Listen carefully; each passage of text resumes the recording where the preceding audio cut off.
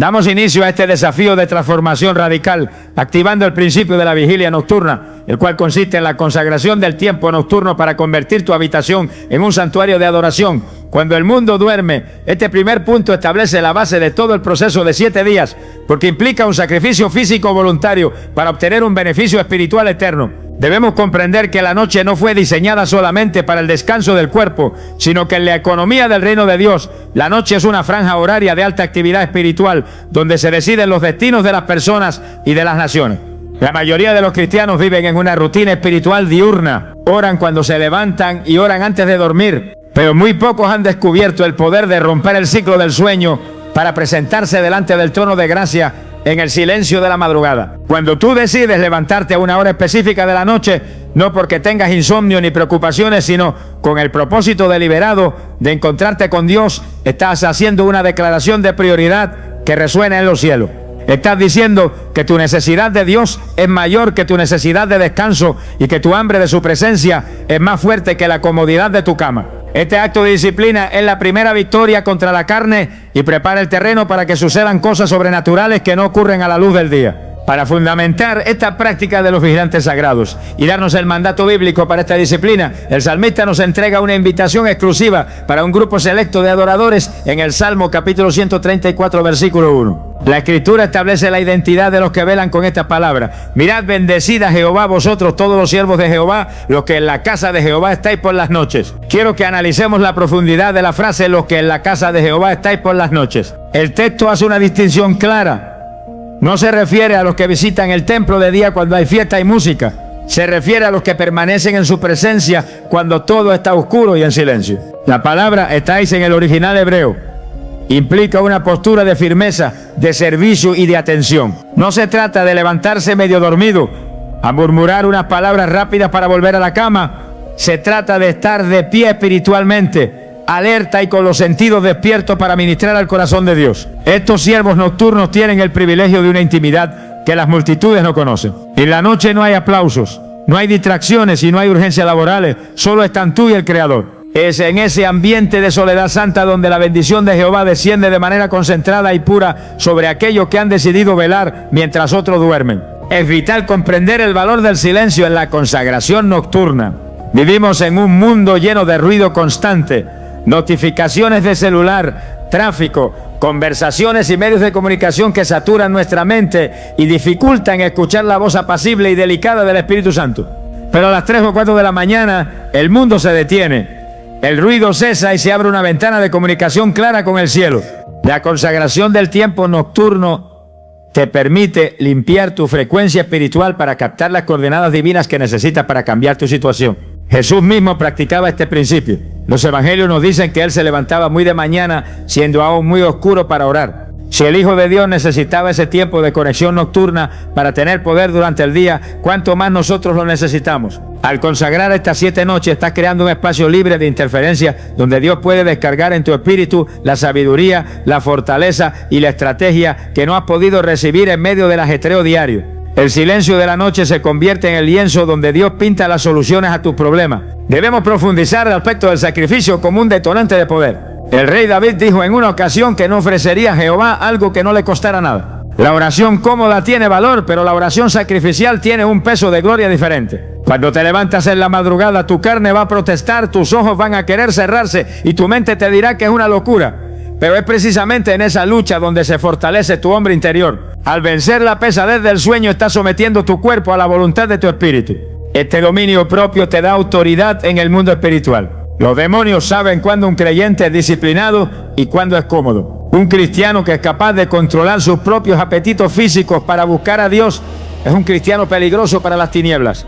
Al consagrar estas 7 noches, estás encendiendo un fuego en el altar de tu casa que quema la pereza espiritual y la tibieza. El sacrificio de tu sueño sube como un olor fragante delante de Dios y Él responde al sacrificio con fuego. No mires estas 7 noches como una carga pesada, sino como una inversión de alto rendimiento. Estás sembrando horas de sueño para cosechar milagros de vida. La aplicación de esta verdad requiere una preparación práctica del ambiente. No puedes entrar a esta vigilia de cualquier manera. Tienes que preparar tu lugar físico y tu lugar espiritual. Antes de dormir, declara que tu habitación es territorio santo. Si es posible, deja una Biblia abierta o pon música de adoración instrumental muy suave que se quede sonando toda la noche para crear una atmósfera de gloria. Cuando suene la alarma, no la pospongas, levántate de inmediato como un soldado que responde al llamado del general. Lávate la cara, siéntate o arrodíllate, pero no te quedes acostado. Empieza bendiciendo a Jehová, como dice el versículo. No empieces pidiendo, empieza adorando. Dile: Señor, aquí estoy, soy tu siervo y vengo a estar en tu casa en esta noche. La consagración implica apartar ese tiempo exclusivamente para Él. No revises el celular, no mires las redes sociales, no enciendas la televisión. Esos minutos u horas son sagrados. Al hacer esto durante 7 noches seguidas, estás estableciendo un ciclo de perfección, un tiempo completo de trato de Dios con tu vida. El número 7 representa el cierre de un ciclo y el inicio de algo nuevo.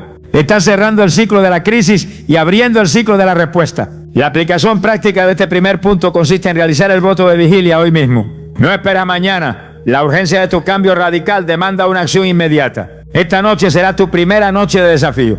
Define la hora exacta en la que te vas a levantar. Puede ser a las 3 de la mañana o a la hora que sientas en tu corazón, pero debe ser de noche. Haz un pacto con Dios y dile: Padre, te entrego mis noches durante esta semana. Voy a convertir mi cama en un altar y mi habitación en un santuario. Aunque mi cuerpo esté cansado, mi espíritu estará dispuesto. Voy a bendecirte en la vigilia nocturna y voy a permanecer en tu presencia hasta que tu luz amanezca sobre mi situación. Visualiza cómo el techo de tu habitación se abre y una escalera de ángeles conecta tu lugar de oración con el cielo. Cree que esta noche no será una noche normal, será la primera noche de tu libertad. Prepárate, porque el Dios que nunca duerme ni descansa te está esperando en la cita más importante de tu vida, la cita que cambiará tu lamento en baile y tu oscuridad en luz admirable. Continuamos profundizando en este desafío de 7 noches donde pasamos de la consagración del tiempo a la purificación del templo. Este segundo punto es crucial porque muchas veces la respuesta no llega, no porque Dios no quiera darnos la victoria, sino porque hay obstrucciones internas que impiden el fluir de su poder. Este paso se define como la inspección profunda del corazón, permitiendo que Dios examine nuestras intenciones y pensamientos en la soledad de la noche. Debemos comprender que durante el día solemos usar máscaras espirituales y emocionales. Estamos tan ocupados proyectando una imagen de fortaleza o de santidad ante los demás que incluso llegamos a engañarnos a nosotros mismos sobre nuestra verdadera condición interna. Sin embargo, en la quietud de la madrugada, cuando estamos a solas en nuestra habitación, las defensas bajan y las máscaras se caen. Es en ese momento de vulnerabilidad donde el Espíritu Santo puede realizar una cirugía de corazón abierto. Si tú quieres que tu situación cambie radicalmente, primero debes permitir que Dios cambie tu interior radicalmente. No puedes esperar resultados nuevos con un corazón viejo lleno de rencor, de duda, de orgullo o de pecados ocultos que nadie ve, pero que Dios conoce. La noche de inspección no es para condenarte, sino para liberarte. Es para sacar la basura que está estorbando la puerta de tu milagro.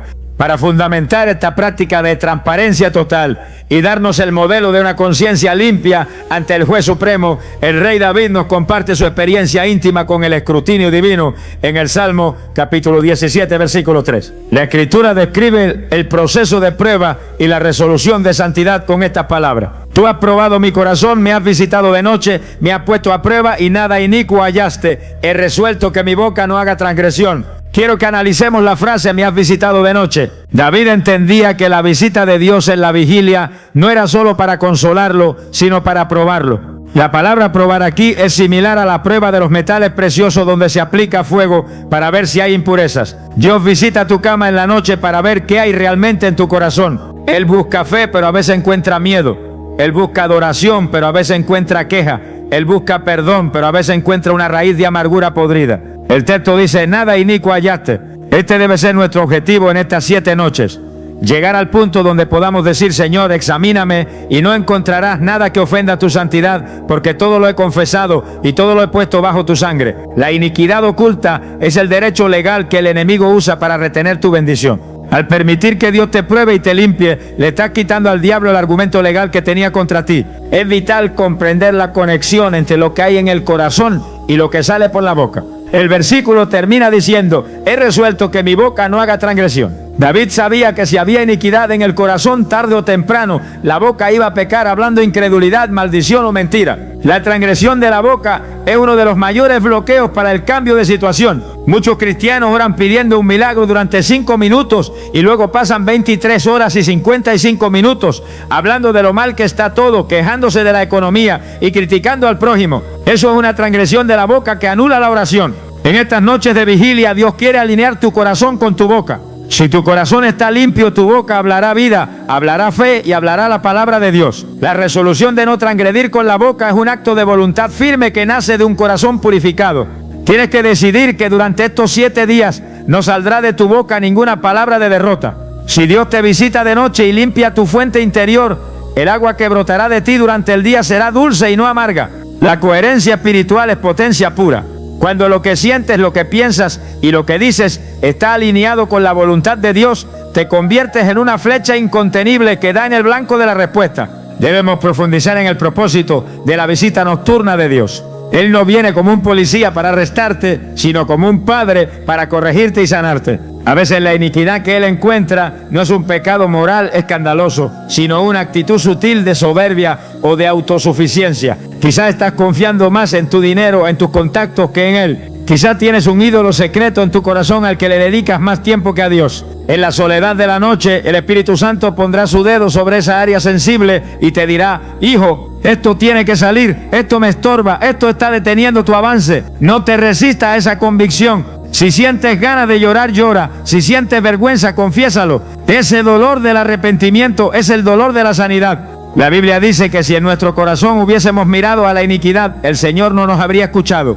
Por eso es tan urgente esta limpieza. Queremos ser escuchados, queremos que nuestra situación cambie, por lo tanto necesitamos quitar el tapón de la iniquidad. La sangre de Jesús es el detergente divino que está disponible en la vigilia. Una vez que el Espíritu Santo te señala la mancha, la sangre de Jesús tiene el poder para borrarla instantáneamente si tú te humillas y la entregas. La aplicación de esta verdad requiere valentía para enfrentar tu propia oscuridad. Es fácil orar por los pecados de otros o por la maldad del mundo, pero se requiere ser un verdadero guerrero para orar por la maldad propia. En esta segunda noche, tu oración principal no debe ser Señor, dame, sino Señor, cámbiame. Pídele que encienda la luz de su verdad en los sótanos de tu alma. Pregúntale: Señor, ¿hay alguien a quien no he perdonado? ¿Hay alguna mentira que estoy creyendo? ¿Hay algún pacto oculto con el pecado? Y cuando Él te responda, no te justifiques. La autojustificación es el refugio de los cobardes y la tumba de los milagros. David dijo: nada inicuo hallaste, no porque fuera perfecto, sino porque era transparente y rápido para arrepentirse. Sé como David.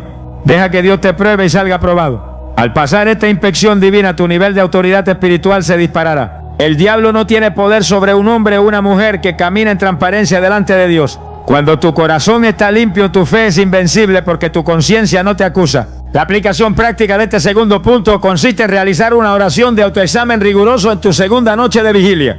Cuando te levantes en la madrugada, no empieces pidiendo por tu problema financiero o familiar, empieza pidiendo el fuego purificador. Arrodíllate y abre tu corazón de par en par. Haz esta oración de inspección basada en el Salmo capítulo 17, versículo 3. Di conmigo con sinceridad absoluta: Padre Celestial, en esta segunda noche de desafío, te abro las puertas de mi alma. Te invito a que me visites y me pruebes. Examina mis pensamientos, mis motivaciones y mis deseos más profundos. Si encuentras alguna iniquidad en mí, algún rencor, orgullo, pecado oculto, te pido que lo saques a la luz ahora mismo. No quiero esconder nada delante de ti. Renuncio a toda transgresión de mi corazón y resuelvo que mi boca no hablará en contra de tu voluntad. Límpiame con hisopo y seré limpio. Lávame y seré más blanco que la nieve. Quita todo bloqueo que impida mi bendición. Que cuando tú me mires en esta noche no hayas nada que nos separe. Me consagro a ti en santidad y verdad. Amén. Llegamos a la mitad de nuestro desafío de 7 noches, entrando en la fase de combate espiritual más agresiva y liberadora que existe, la cual se define como el rompimiento de las prisiones y las cadenas, activando el poder de la alabanza a la medianoche.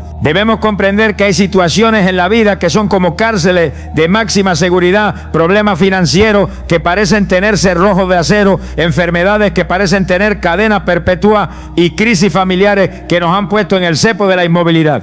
Cuando la oración de petición suave no ha logrado mover los barrotes, es necesario cambiar la frecuencia de nuestra intercesión y subir el volumen de nuestra fe a través de la alabanza radical. La alabanza a la medianoche no es un canto bonito para dormir. Es un grito de guerra que desestabiliza las estructuras del reino de las tinieblas. El diablo te ha puesto en esa prisión para que te deprimas, para que llores y para que te rindas. Pero cuando tú, en medio del dolor y de la oscuridad, Decides abrir tu boca no para quejarte, sino para exaltar la grandeza de Dios. Estás confundiendo al enemigo y estás enviando una señal sísmica al cielo que provoca una intervención inmediata. La alabanza es el detonador que hace explotar las puertas cerradas y rompe los yugos de esclavitud que han atado tu vida y la de tu familia por años. Para fundamentar esta estrategia de terremoto espiritual y darnos el ejemplo histórico de cómo se sale de una crisis imposible, el libro de los Hechos de los Apóstoles nos relata la experiencia de dos generales de la fe en el capítulo 16, versículos 25 y 26. La Escritura describe el momento exacto de la liberación con esta palabra: pero a medianoche, orando, Pablo y Silas cantaban himnos a Dios y los presos los oían. Entonces sobrevino de repente un gran terremoto, de tal manera que los cimientos de la cárcel se sacudían y al instante se abrieron todas las puertas y las cadenas de todos se soltaron. Quiero que analicemos el contexto terrible en el que estaban. Habían sido azotados con vara, tenían la espalda en carne viva, estaban tirados en el calabozo de más adentro, que era el lugar más sucio y oscuro, y tenían los pies asegurados en el cepo. Humanamente tenían todas las razones para estar amargados y para cuestionar a Dios. Sin embargo, eligieron usar la medianoche como su plataforma de lanzamiento. No dice que oraban en silencio, dice que cantaban himnos y que los presos los oían. Su adoración fue pública y audible. Esa adoración provocó un terremoto, pero no un terremoto natural que destruye, sino un terremoto selectivo que abría puertas y soltaba cadenas sin matar a nadie. Dios respondió al sonido de su pueblo sacudiendo los cimientos de su problema. Es vital comprender la ciencia espiritual detrás de este fenómeno. La alabanza genera una atmósfera donde Dios se entrona. La Biblia dice que Dios habita en la alabanza de su pueblo. Cuando Pablo y Silas empezaron a cantar, trajeron la presencia manifiesta de Dios a esa celda sucia. Y donde llega la presencia de Dios, las cadenas no pueden permanecer cerradas, porque la libertad es la esencia de su naturaleza. Las cadenas de hierro se derritieron ante la gloria de Dios. Tú tienes que hacer lo mismo en tu tercera noche. No uses esta noche para llorar por lo que te falta. Úsala para cantar por lo que Dios es. Si tienes una deuda impagable, canta sobre el Dios que es dueño del oro y la plata. Si tienes un diagnóstico médico adverso, canta sobre el Dios que sanó a los leprosos. La alabanza cambia tu enfoque del problema al solucionador. Al magnificar a Dios, minimizas al problema. El terremoto espiritual que necesitas para que se caigan los muros de tu oposición solo vendrá cuando tu adoración sea más fuerte que tu lamento. Tienes que provocar un sonido que rompa la atmósfera de opresión en tu casa. Debemos profundizar en el efecto colateral de tu liberación. El texto dice que se abrieron todas las puertas y las cadenas de todos se soltaron. Esto es impresionante. La alabanza de dos hombres liberó a toda la cárcel. Cuando tú te levantas en la madrugada a adorar, no solo estás peleando por tu libertad, estás peleando por la libertad de tu cónyuge, de tus hijos, de tus padres y de todos los que están conectados contigo. Tu alabanza tiene un efecto expansivo. Quizás tu hijo está atado a las drogas o tu esposo está atado al alcohol y ellos no pueden orar por sí mismos, pero tu alabanza a la medianoche puede provocar el terremoto que rompa sus cadenas. Eres el sacerdote o la sacerdotisa de tu hogar y tu canción en la noche es la llave que abre la prisión familiar. No subestimes el poder de un himno cantado con fe en la soledad de tu cuarto. Ese sonido viaja por las regiones celestes y desactiva los planes del diablo contra tu casa. Está legislando libertad para tu generación a través de la adoración sacrificial. La aplicación de esta verdad requiere que venzas la vergüenza y el desánimo. El enemigo te dirá que eres ridículo cantando a las 3 de la mañana cuando todo va mal. Te dirá que Dios no te escucha, pero recuerda que Pablo y Silas estaban ensangrentados y doloridos y aún así cantaron. Su canto no venía de sus emociones, venía de su convicción. Tienes que forzar a tu alma a alabar. David decía: bendice alma mía Jehová. Le daba una orden a su alma. En esta noche ordénale a tu alma que alabe. No necesitas tener una gran voz, necesitas tener un gran corazón. Pon música de adoración, lee los salmos en voz alta, levanta tus manos aunque te pesen. Haz un ruido de júbilo que le anuncie al infierno que no te han derrotado. La alabanza es la evidencia de tu fe. Al alabar, antes de ver la respuesta, estás demostrando que crees que Dios ya lo ha hecho. Y esa fe es la que mueve la mano de Dios para enviar el terremoto. La aplicación práctica de este tercer punto consiste en realizar una vigilia de alabanza explosiva. En esta tercera noche, cambia tu método. En lugar de pasar todo el tiempo pidiendo, pasa el tiempo exaltando. Prepara una lista de canciones o de salmos de poder, como el Salmo 149, que habla de cantar con espada en mano. Levántate en la madrugada y empieza a declarar los atributos de Dios. Di: Señor, tú eres grande, tú eres poderoso, tú eres el que abre el mar rojo, tú eres el que derriba gigantes, Canta himnos de victoria. Visualiza que con cada nota musical que sale de tu boca, una grieta se abre en los muros de tu problema. Visualiza que las cadenas de escasez y enfermedad se están cayendo de tus manos y de tus pies. Haz esta declaración de libertad basada en el libro de los Hechos de los Apóstoles, capítulo 16, versículos 25 y 26. Di conmigo con voz de trueno: Padre Celestial, en esta medianoche me uno al espíritu de Pablo y Silas.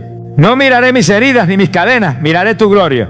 Decido cantar himnos a tu nombre porque tú eres digno. Invoco un terremoto espiritual sobre mi situación ahora mismo. Sacude los cimientos de esta prisión de deuda, enfermedad y tristeza. Ordeno que se abran todas las puertas de bendición que estaban cerradas para mí. Declaro que las cadenas se sueltan de mis manos y de mi familia. Mi alabanza es mi arma de guerra y hoy salgo libre por el poder de tu presencia. Amén. Entramos ahora en una fase crucial de nuestro desafío nocturno, donde dejamos de hablar nosotros para comenzar a escuchar lo que Dios tiene que decir con respecto a nuestra crisis, lo cual se define como la recepción de instrucciones y secretos divinos, disponiendo el Espíritu para recibir la estrategia exacta que resolverá el problema. Debemos comprender que la mayoría de las veces el estancamiento en el que nos encontramos no se debe a una falta de poder de Dios, sino a una falta de sabiduría nuestra. Pasamos años pidiéndole a Dios que nos saque del problema, pero muy pocas veces nos detenemos a preguntarle cómo salir de él. Dios es un Dios de diseños, de planos y de estrategias militares. Él no siempre te va a sacar volando del laberinto. A veces te va a dar el mapa para que tú camines hacia la salida. La noche es el momento propicio para recibir estos mapas celestiales. Durante el día nuestra mente racional está tan llena de ruido, de lógica humana y de argumentos de imposibilidad que las instrucciones sutiles del Espíritu Santo rebotan contra un muro de incredulidad.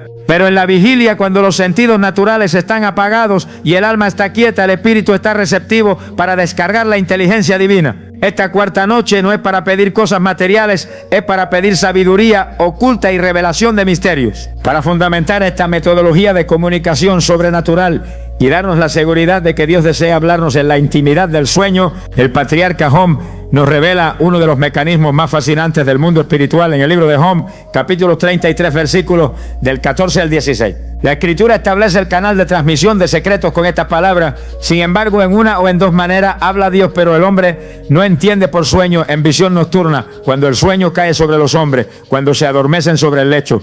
Entonces revela al oído de los hombres y les señala su consejo. Quiero que analicemos la frustración divina implícita en la frase "el hombre no entiende". Dios está hablando constantemente durante el día a través de circunstancias, de personas y de su palabra. Pero estamos tan distraídos que no captamos el mensaje. Por eso Dios tiene que recurrir al turno de la noche. El texto dice que cuando el sueño cae sobre los hombres, Él abre el oído y señala su consejo. La palabra señalar en el original hebreo significa sellar o imprimir, como quien estampa un sello de cera sobre un documento legal. Esto significa que en la noche Dios imprime en tu espíritu las instrucciones que necesitas para triunfar. Es una transferencia de datos divina que ocurre mientras tu conciencia descansa para que cuando despiertes tengas una certeza o una idea que antes no tenías. Es vital comprender cómo funciona la dinámica de los sueños y las visiones nocturnas como herramientas de solución de problemas. Muchos de los grandes inventos de la historia y muchas de las grandes victorias bíblicas nacieron en un sueño o en una visión nocturna. José recibió la estrategia para administrar la economía de Egipto y salvar al mundo del hambre a través de la interpretación de un sueño. Daniel recibió la revelación de los imperios mundiales en visiones de la noche. El apóstol Pablo recibió la instrucción de ir a Macedonia a predicar en una visión nocturna, cambiando el curso de la historia del cristianismo. Si Dios lo hizo con ellos, también quiere hacerlo contigo. Quizás la solución para pagar esa deuda millonaria no es que te caiga dinero del cielo, sino que Dios te dé una idea creativa para un negocio en un sueño. Quizás la sanidad de tu matrimonio depende de que Dios te muestre una visión, qué es lo que realmente está afectando el corazón de tu cónyuge. No desprecies el lenguaje de los sueños. En estas 7 noches debes estar atento a lo que sueñas porque puede contener la llave maestra de tu liberación. Dios bypassa tu intelecto para hablarle directamente a tu espíritu y depositar allí la semilla del milagro. Debemos profundizar en la preparación para recibir el consejo sellado. No puedes irte a la cama con la mente llena de noticias de películas violentas o de preocupaciones mundanas y esperar tener sueños proféticos. Tienes que santificar tu subconsciente antes de dormir. En esta cuarta noche dedica tiempo a leer la Biblia y a meditar en ella hasta que te quedes dormido. La palabra de Dios lava tu mente y prepara el lienzo de tu imaginación para que el Espíritu Santo pueda pintar su mensaje. También es fundamental que tengas una libreta y un bolígrafo al lado de tu cama. Esto es un acto de fe que le dice a Dios: Señor, estoy listo para anotar lo que me diga.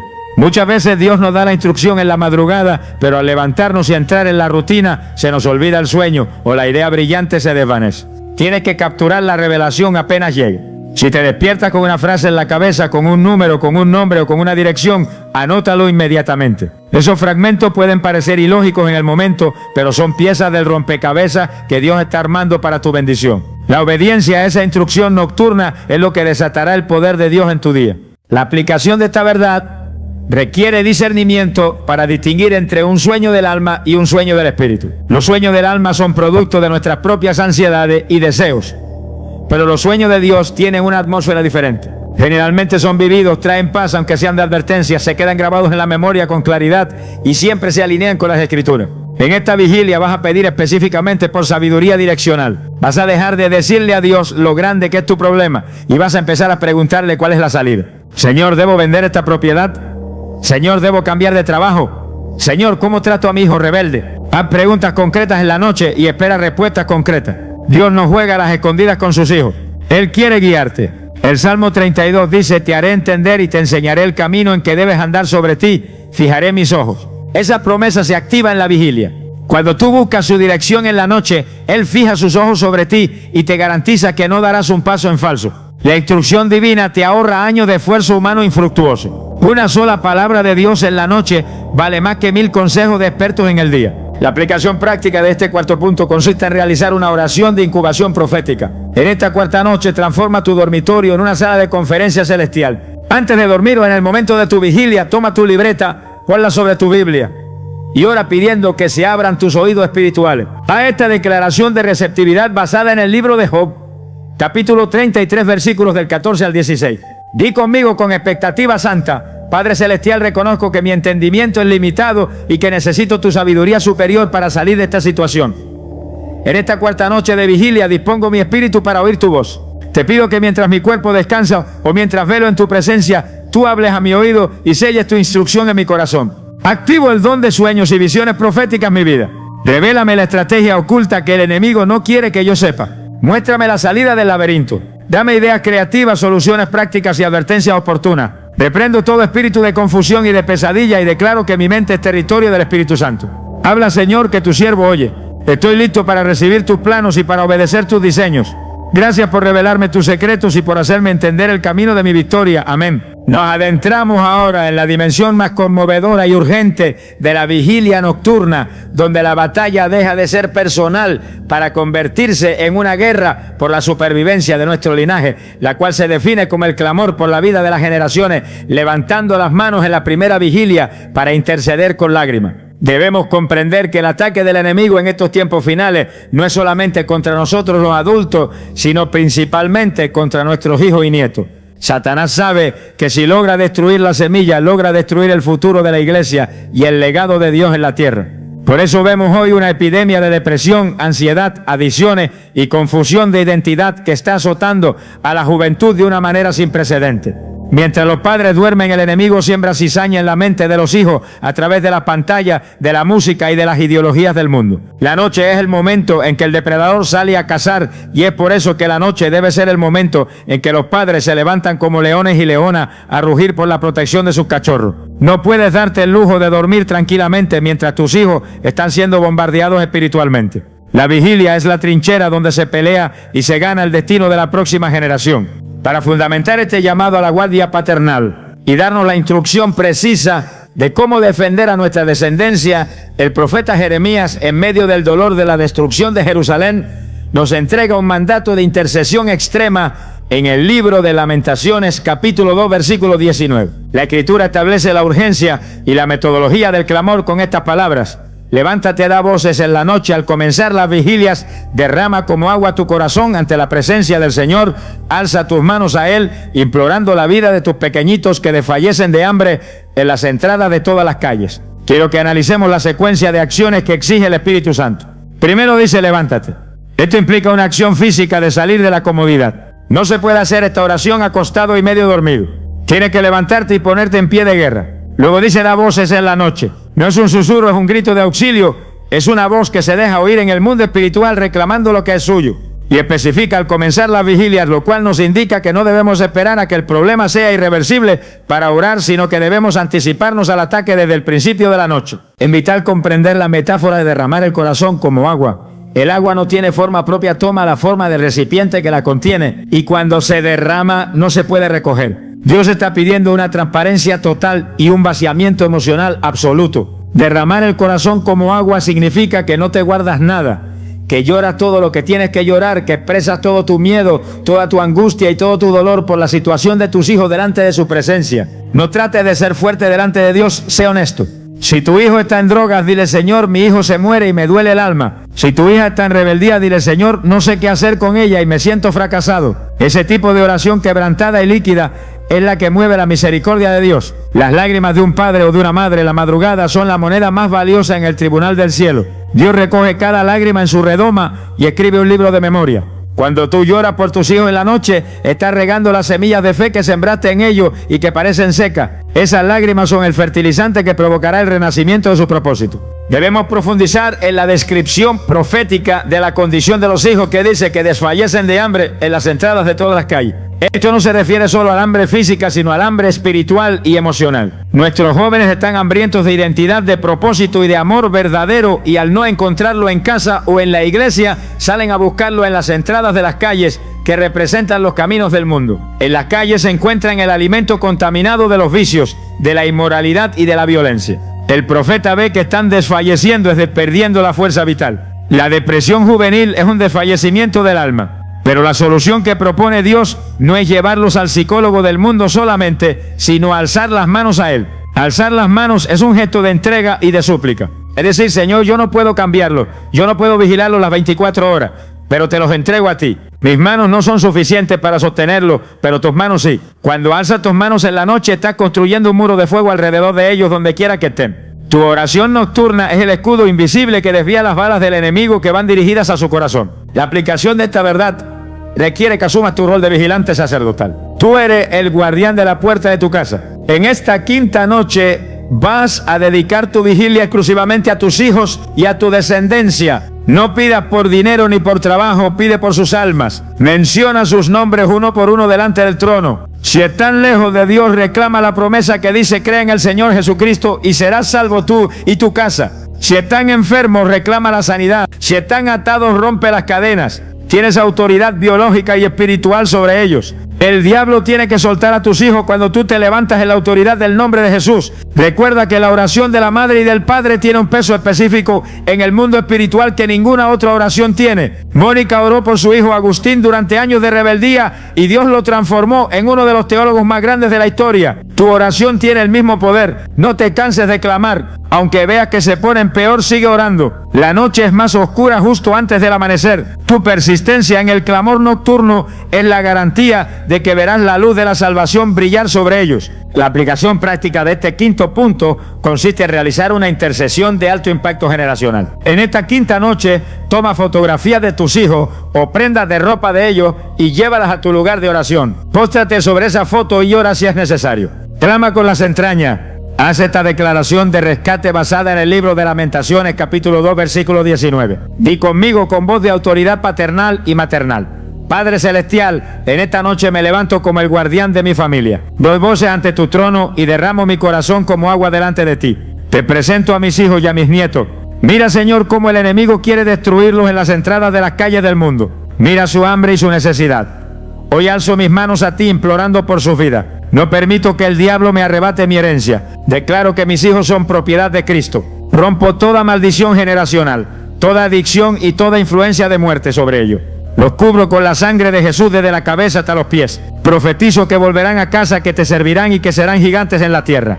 Mis lágrimas de esta noche son la semilla de su libertad mañana. Gracias porque tú salvas a mis hijos y peleas por ellos. Amén. Entramos ahora a la penúltima fase de nuestro desafío nocturno, donde la intensidad de la batalla alcanza su punto máximo y donde se decide no solo lo que tienes, sino quién eres. Este sexto punto se define como la lucha por el cambio de identidad y destino, persistiendo en la oración de combate cuerpo a cuerpo. Debemos comprender que muchas de las situaciones adversas que enfrentamos no son simplemente circunstancias externas que nos suceden por mala suerte, sino que son el reflejo de una identidad espiritual que necesita ser transformada. Hay personas que viven en una crisis financiera perpetua porque tienen una mentalidad de escasez arraigada en su ser, o viven en conflictos constantes porque tienen una naturaleza de pleito no resuelta. Para cambiar radicalmente tu situación externa, primero tienes que cambiar radicalmente tu definición interna. La noche es el escenario perfecto para este tipo de confrontación existencial, porque es en la soledad de la vigilia donde te encuentras cara a cara con Dios y con tu propia verdad, sin las distracciones del día. Esta no es una oración suave de petición, es una lucha agonizante y gloriosa por tu futuro. Es el momento donde te agarras de Dios con una desesperación santa y le dices que no vas a soltarlo hasta que Él te cambie el nombre y te cambie la historia. Es la noche donde el suplantador muere y nace el príncipe. Para fundamentar esta experiencia de metamorfosis espiritual y darnos el ejemplo supremo de la persistencia que obtiene la bendición, el libro del Génesis nos relata el episodio más dramático de la vida del patriarca Jacob. En el capítulo 32, versículos 24 al 26, la escritura narra el combate que cambió un destino con estas palabras: así se quedó Jacob solo y luchó con él un varón hasta que rayaba el alba, y cuando el varón vio que no podía con él, tocó en el sitio del encaje de su muslo y se descoyuntó el muslo de Jacob mientras con él luchaba, y dijo: déjame, porque raya el alba. Y Jacob le respondió: no te dejaré si no me bendices. Quiero que analicemos la condición previa a la lucha, que es la soledad. El texto dice: se quedó Jacob solo. Para tener un encuentro transformador con Dios tienes que apartarte de todo y de todos. Jacob había enviado a su familia y a sus bienes adelante. Se despojó de sus posesiones y de sus relaciones para quedarse a solas con su Creador. En esta sexta noche tú tienes que hacer lo mismo. No puedes llevar a nadie contigo a este nivel de intercesión. Es un asunto entre tú y Dios. En esa soledad apareció el varón que representa una manifestación preencarnada de Cristo o un ángel de alto rango con la autoridad de Dios. La lucha no fue un sueño, fue un combate real, físico y espiritual que duró horas hasta que salió el sol. Es vital comprender la naturaleza de la herida y la bendición. El versículo dice que el varón tocó el encaje del muslo de Jacob y lo descoyuntó. Esto parece contradictorio. ¿Por qué Dios heriría al que busca su bendición? La respuesta es profunda. Dios tuvo que debilitar la fuerza natural de Jacob para que él dependiera totalmente de la fuerza divina. Ese descoyuntamiento le dejó una cojera de por vida, pero esa cojera era su trofeo de guerra. Era la señal de que había estado con Dios y había sobrevivido. A veces Dios tiene que tocar tu orgullo, tu autosuficiencia o tu confianza en el dinero para poder bendecirte. La verdadera transformación duele. Si sales de la vigilia igual que como entraste, entonces no has luchado de verdad. Pero lo más impresionante es la respuesta de Jacob ante el dolor y el cansancio. Él dijo: no te dejaré si no me bendices. Esta es la actitud que debes tener en esta sexta noche. No importa cuánto te duela la situación, no importa cuánto sueño tengas, no importa cuánto te diga el diablo que te rindas, tú tienes que agarrarte de los tobillos de Dios y decirle: Señor, puedes descoyuntarme si quieres, pero no te vas de aquí sin dejarme mi milagro. Esa terquedad de fe es la que vence. Debemos profundizar en el cambio de nombre que ocurre después de esta lucha. Unos versículos más adelante, el varón le pregunta: ¿cuál es tu nombre? Y él responde: Jacob. Jacob significaba suplantador o engañador. Él tuvo que confesar su naturaleza pecaminosa. Pero Dios le dijo: no se dirá más tu nombre Jacob, sino Israel, porque has luchado con Dios y con los hombres y has vencido. Israel significa el que lucha con Dios o príncipe de Dios. En una noche pasó de ser un tramposo fugitivo a ser un príncipe heredero. Tu situación cambia cuando tu nombre cambia en el espíritu. Si el diablo te conoce como el deprimido, el fracasado o el enfermo, tú necesitas pelear hasta que Dios te ponga un nombre nuevo. Necesitas que Dios te llame el sano, el próspero, el libre. Cuando recibes esa nueva identidad, la realidad material se alinea con ella. Esaú venía con 400 hombres para matar a Jacob, pero cuando se encontró con Israel, se abrazó a él y lloró. El cambio interno de Jacob provocó el cambio externo de Esaú. Si tú cambias en la vigilia, tus enemigos cambiarán contigo en el día. La aplicación de esta verdad requiere una tenacidad inquebrantable. Estamos en la recta final del desafío. La sexta noche donde muchos se rinden porque el cansancio acumulado es fuerte y porque la noche parece más oscura justo antes del amanecer. El varón le dijo: déjame, porque raya el alba. Parecía que Dios quería irse, pero en realidad te estaba probando la determinación de Jacob. Dios a veces hace ademán de irse o de no escuchar para ver si tú realmente quieres lo que estás pidiendo. No te sueltes. La bendición está a 1 minuto de distancia. Si Jacob se hubiera soltado antes del amanecer, habría seguido siendo Jacob y Esaú lo habría matado. Su vida dependía de esa persistencia. Tu vida y la de tu familia dependen de tu persistencia en esta oración. No es tiempo de oraciones cortas y educadas. Es tiempo de agarrar el manto de Jesús y no soltarlo. Es tiempo de llorar y suplicar, como dice el profeta Oseas sobre Jacob. Es una lucha cuerpo a cuerpo contra tu vieja naturaleza y contra el destino de maldición que te ha perseguido. La aplicación práctica de este sexto punto consiste en realizar una oración de combate y redefinición. En esta sexta noche prepárate para sudar espiritualmente. No busques comodidad. Si es necesario, póstrate en el suelo o camina con fuerza por tu habitación. Visualiza que estás agarrado del borde del trono de Dios. Haz esta declaración de lucha y victoria basada en el libro del Génesis, capítulo 32, versículos 24 al 26. Di conmigo con pasión desesperada: Padre Celestial, en esta penúltima noche de vigilia me quedo solo contigo. Me despojo de mis títulos, de mis bienes y de mis excusas. Vengo a pelear por mi destino. Reconozco que he sido como Jacob. He confiado en mis fuerzas y he fallado. Pero hoy me agarro de tu presencia y declaro que no te soltaré hasta que me bendigas. Tócame donde tengas que tocarme. Quebranta mi orgullo y mi carne, pero cambia mi naturaleza. Ya no quiero ser conocido como el derrotado o el estéril. Dame un nombre nuevo en el espíritu. Transfórmame en Israel. Hazme un príncipe que tiene poder contigo y con los hombres. Aunque raye el alba y el cansancio me ataque, no voy a retroceder. Mi bendición es innegociable. Recibo mi nueva identidad ahora y declaro que mi amanecer trae victoria, reconciliación y abundancia. Amén. Llegamos finalmente a la cumbre gloriosa de este desafío espiritual de 7 noches, donde sellamos nuestra victoria y cruzamos el umbral desde la oscuridad de la prueba hacia la luz de la respuesta divina. Este séptimo y último punto se define como la transición profética del lamento al baile, decretando con autoridad antes de que salga el sol. Debemos comprender que todo en el reino de Dios funciona por ciclos y tiempos determinados. La noche de tu prueba no es eterna y el invierno de tu aflicción tiene una fecha de caducidad que ha sido establecida por el cielo. Muchos creyentes cometen el error de quedarse acampando en el valle de la tristeza mucho tiempo después de que Dios ya ha dado la orden de avanzar. Se acostumbran tanto a la lágrima y a la queja que cuando llega la respuesta no saben cómo recibirla con gozo. Pero esta última vigilia está diseñada para romper el espíritu de pesadumbre y para vestirte con el manto de alegría.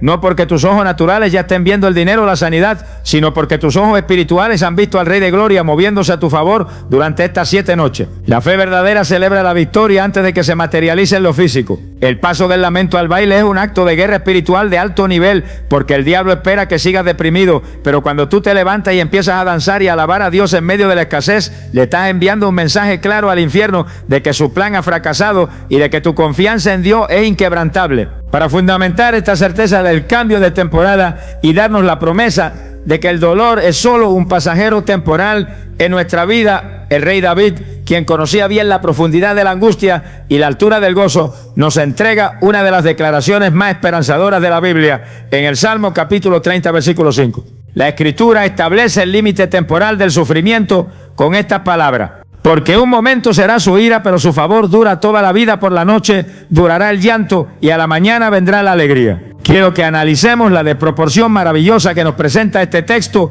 entre el tiempo de la prueba y el tiempo de la bendición. La ira o la disciplina de Dios o el tiempo de permiso para la prueba es descrito como un momento, un parpadeo en la eternidad, mientras que su favor se extiende por toda la vida. Esto significa que lo que has sufrido en estos meses o años no se compara con la gloria venidera y la abundancia que Dios está a punto de desatar sobre ti. La noche tiene un propósito de purificación y de quebrantamiento. Es el tiempo donde lloramos y soltamos el dolor. Pero el texto asegura que a la mañana vendrá la alegría. No dice que quizá venga, dice vendrá. Es una cita divina ineludible. La mañana representa la resurrección, el nuevo comienzo y la intervención fresca de Dios. Es vital comprender el significado espiritual del número 7 y del octavo día en este proceso. Al completar estas 7 noches, estás cerrando un ciclo perfecto de búsqueda y de consagración. Así como los muros de Jericó cayeron al 7º día después de 7 vueltas, y así como Naamán fue limpio de su lepra al zambullirse 7 veces en el Jordán, tú estás completando la medida de tu obediencia. El amanecer que sigue a esta 7ª noche marca el inicio de tu octavo día, el día de los nuevos comienzos y de la restitución. Tienes que pararte en la brecha entre la noche que termina y el día que comienza y profetizarle al sol que nace. Tienes que hablarle a la mañana y ordenarle que traiga en sus alas la sanidad, la provisión y la restauración que has estado reclamando. La transición del lamento al baile requiere que cambies tu postura física y mental. Ya no es tiempo de estar encorvado ni de hablar con voz de víctima. Es tiempo de lavarte la cara, de ungir tu cabeza y de vestirte con ropa de fiesta espiritual. El lamento ha cumplido su función de desahogo, pero ahora el baile debe cumplir su función de posesión. El baile en la Biblia es una señal de victoria sobre los enemigos. Miriam bailó después de cruzar el Mar Rojo y David bailó cuando trajo el arca de la alianza. Tu baile profético pisa la cabeza de la serpiente y declara que el territorio te pertenece. Debemos profundizar en la naturaleza de la alegría que promete el Salmo.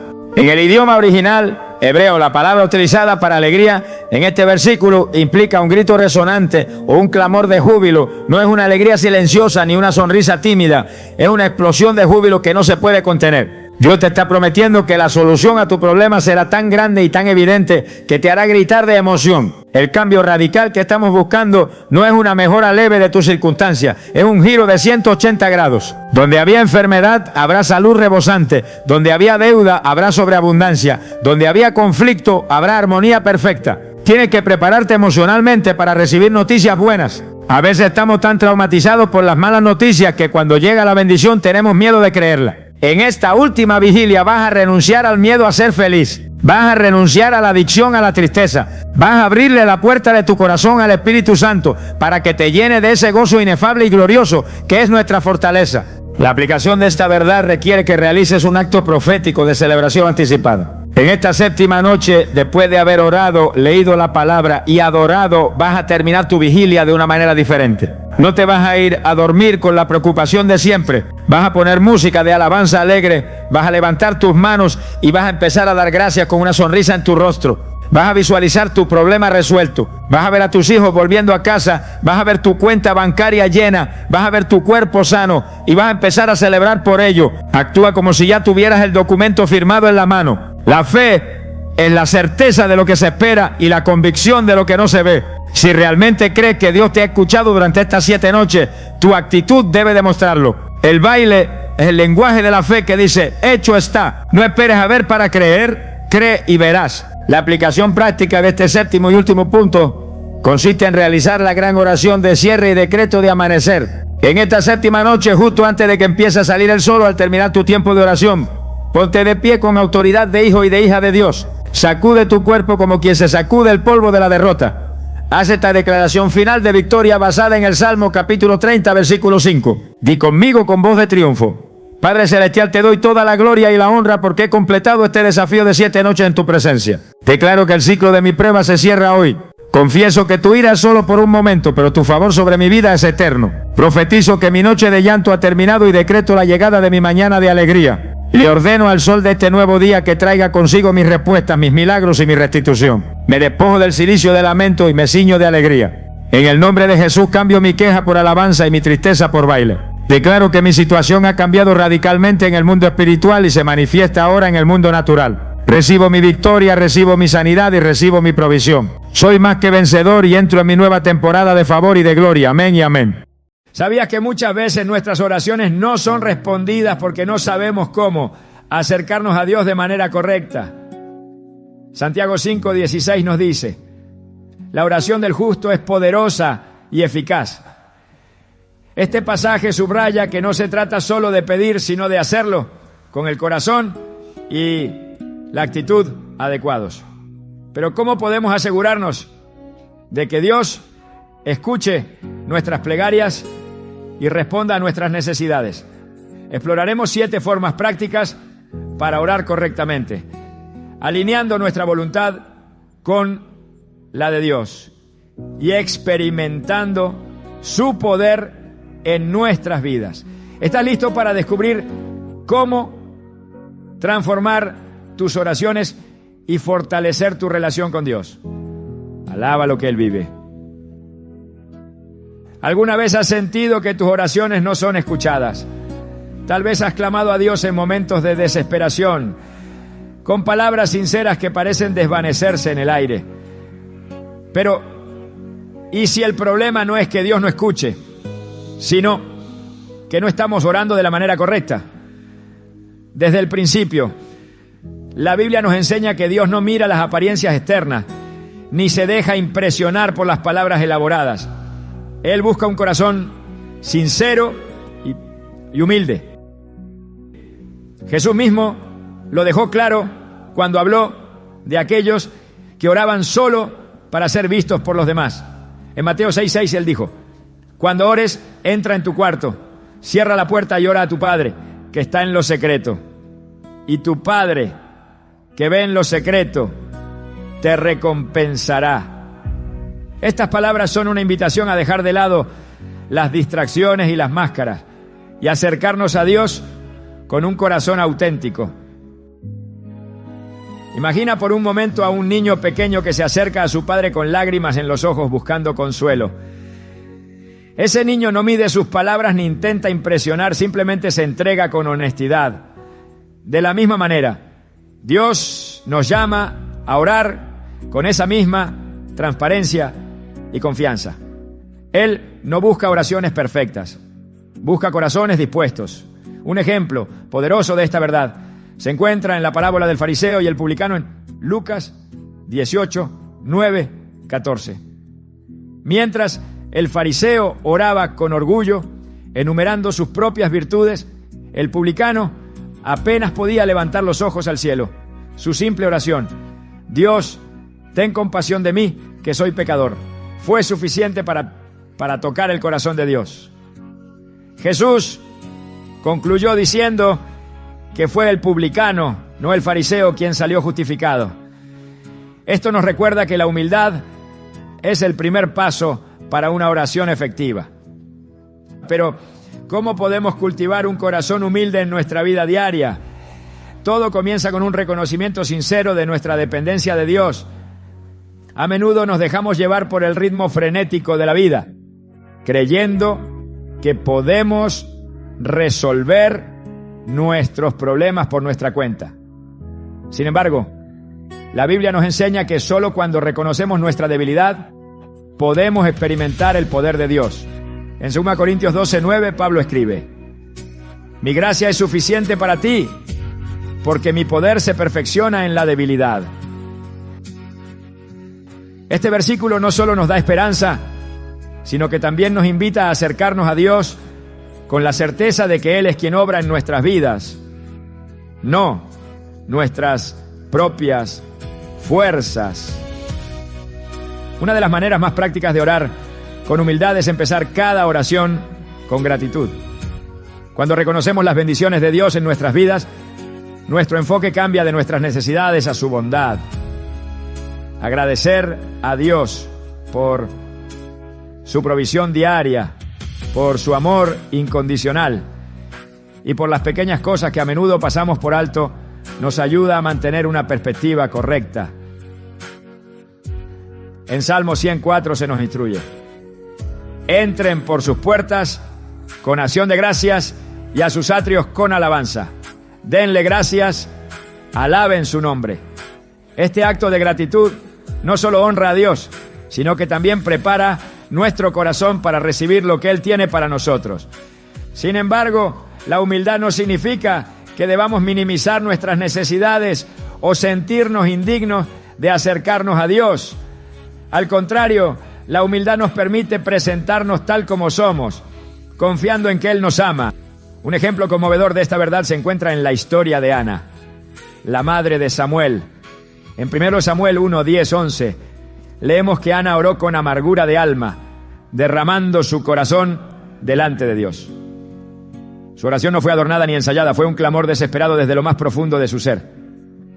Y Dios respondió, no porque sus palabras fueran elocuentes, sino porque su corazón era genuino. A menudo, el acto de orar con humildad también implica aprender a escuchar. En nuestra prisa por presentar nuestras peticiones, podemos olvidar que la oración es una conversación, no un monólogo. Dios anhela hablarnos, pero su voz a menudo es suave y requiere que estemos en quietud para oírla. En 1 Reyes 19, 11, 13, se describe cómo el profeta Elías experimentó la presencia de Dios, no en el viento, el terremoto o el fuego, sino en un suave susurro. Este relato nos enseña que la humildad en la oración incluye crear espacio para que Dios hable, confiando en que su guía es mejor que nuestros propios planes. Alábelo, que Él vive. A medida que cultivamos un corazón sincero y humilde, también aprendemos a soltar nuestras cargas y a confiar en que Dios está en control. En Mateo 11, 28, 30, Jesús nos invita: vengan a mí todos ustedes que están cansados y agobiados, y yo les daré descanso. Carguen con mi yugo y aprendan de mí, porque soy apacible y humilde de corazón, y encontrarán descanso para su alma. Estas palabras son un recordatorio de que no necesitamos llevar nuestras cargas solos. La humildad nos permite entregarlas a aquel que tiene el poder de transformarlas en bendiciones. La oración humilde también tiene el poder de transformar nuestras relaciones.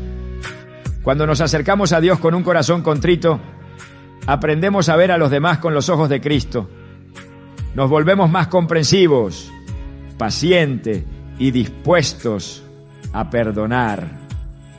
En Mateo 6:12, parte de la oración del Padre Nuestro, Jesús nos enseña a pedir: perdónanos nuestras deudas, como también nosotros hemos perdonado a nuestros deudores.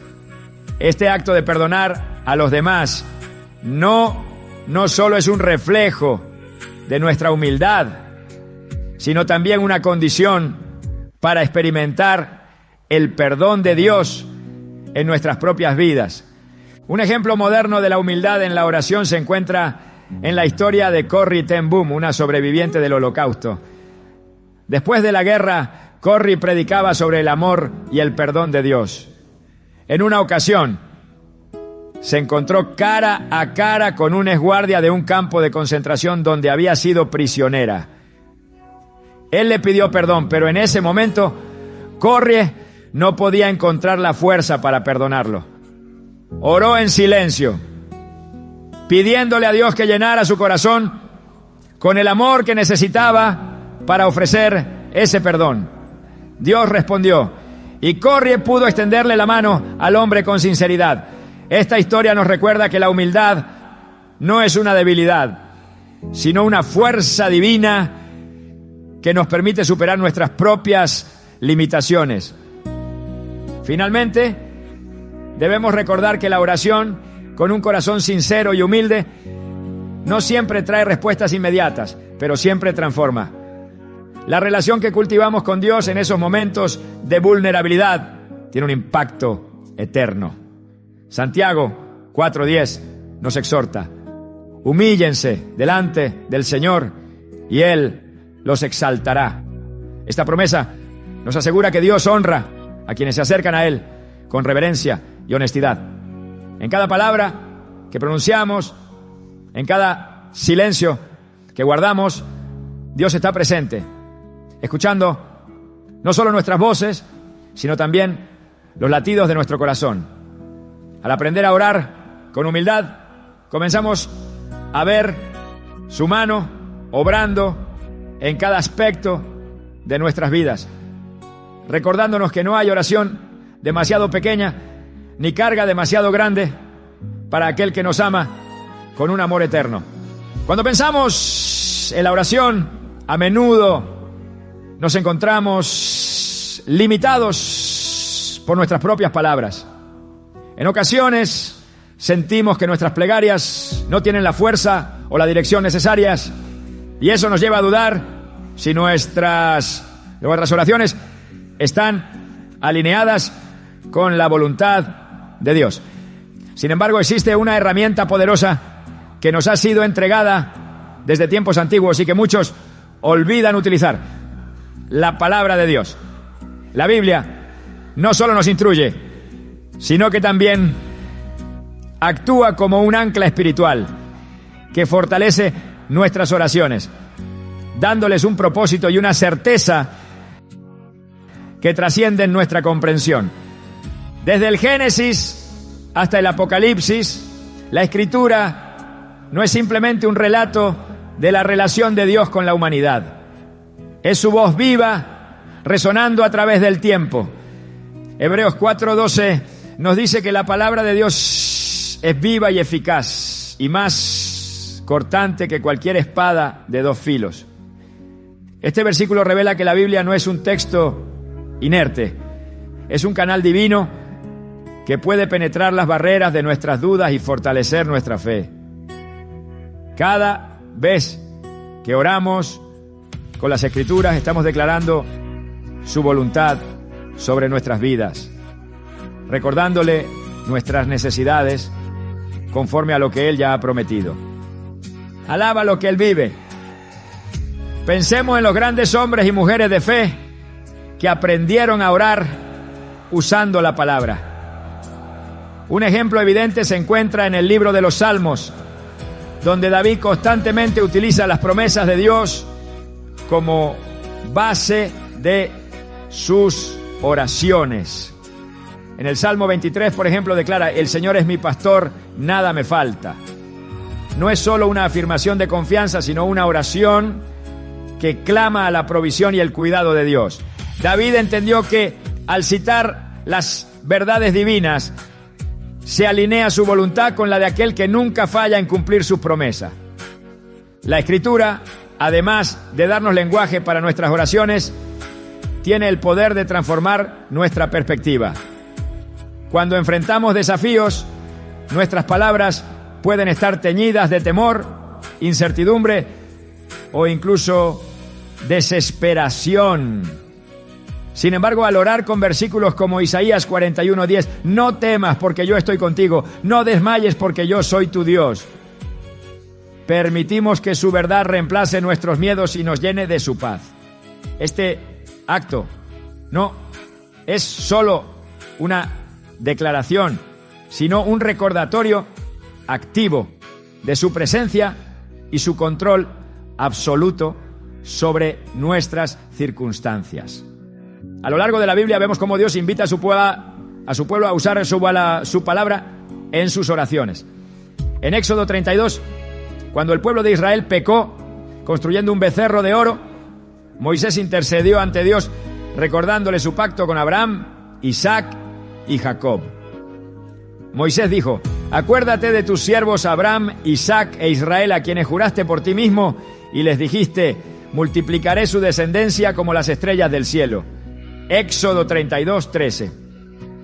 Este pasaje no solo muestra la audacia de Moisés, sino también el poder de recordar a Dios sus propias palabras, no porque Él las olvide, sino porque revela nuestra fe en su fidelidad.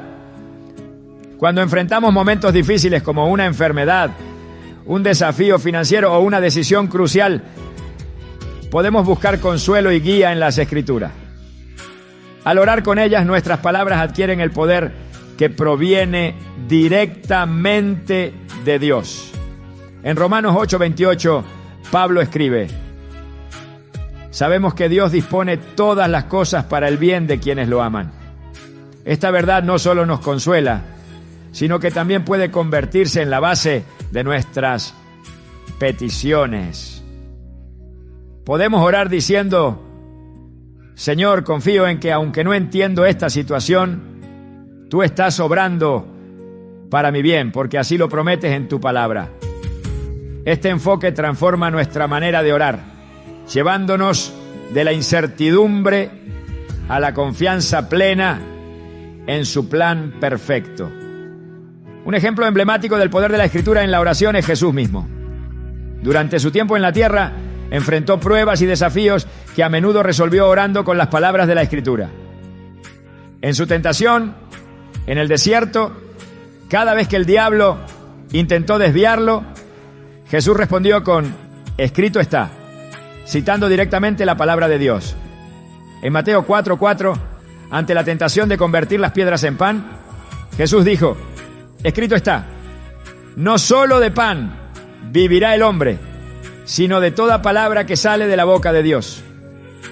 Este ejemplo nos muestra que, incluso en los momentos más oscuros, la palabra nos da las armas espirituales para resistir y vencer.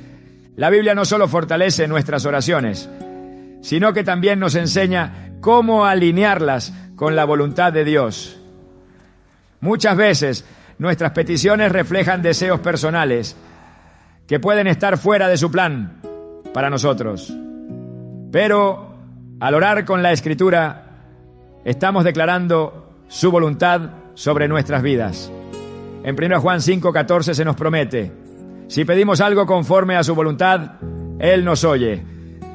Este pasaje nos recuerda que nuestras oraciones más efectivas no son las que surgen de nuestros deseos egoístas, sino aquellas que se alinean con lo que Dios ya ha decretado en su palabra.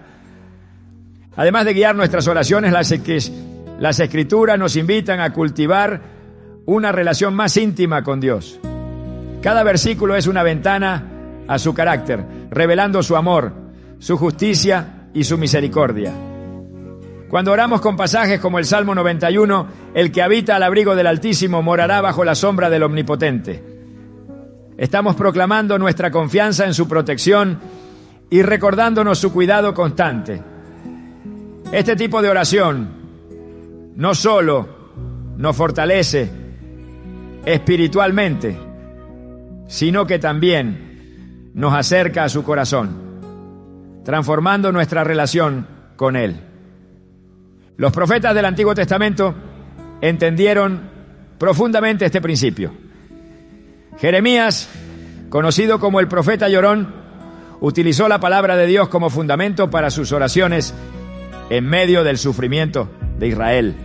En Lamentaciones 3, 22, 23, escribe: el gran amor del Señor nunca se acaba y su compasión jamás se agota.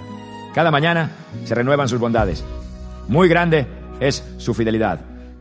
Este versículo, aunque surge en un contexto de lamento, se convierte en un canto de esperanza y restauración cuando lo usamos en nuestras oraciones. Incluso en nuestras pruebas más difíciles, orar con la palabra nos recuerda que las promesas de Dios son eternas y que su fidelidad nunca falla. Otro aspecto esencial de orar con la palabra es que nos ayuda a mantenernos firmes en la fe, incluso cuando no vemos resultados inmediatos. La Biblia está llena de relatos de personas que esperaron pacientemente las promesas de Dios, confiando en su tiempo perfecto. En Habacuc 2:3 se nos dice: aunque parezca tardar, espérala, porque sin falta vendrá. Este versículo nos invita a no desmayar, sino a mantenernos confiados en que Dios cumplirá lo que ha prometido. Cuando incluimos estas palabras en nuestras oraciones, estamos afirmando nuestra fe y aprendiendo a descansar en su soberanía. Además, orar con la palabra no significa simplemente repetir versículos de memoria. Es un acto de reflexión profunda, donde permitimos que el Espíritu Santo nos guíe hacia pasajes específicos que hablen directamente a nuestras circunstancias. Romanos 8:26 nos asegura que el Espíritu intercede por nosotros con gemidos indecibles, ayudándonos a orar conforme a la voluntad de Dios. Este proceso no solo fortalece nuestra fe, sino que también nos permite experimentar una comunión más profunda con Él. Las Escrituras también nos enseñan a orar por los demás con un propósito claro y poderoso. Cuando intercedemos por nuestras familias, amigos o incluso por nuestra nación, podemos usar pasajes como 2 Crónicas 7:14.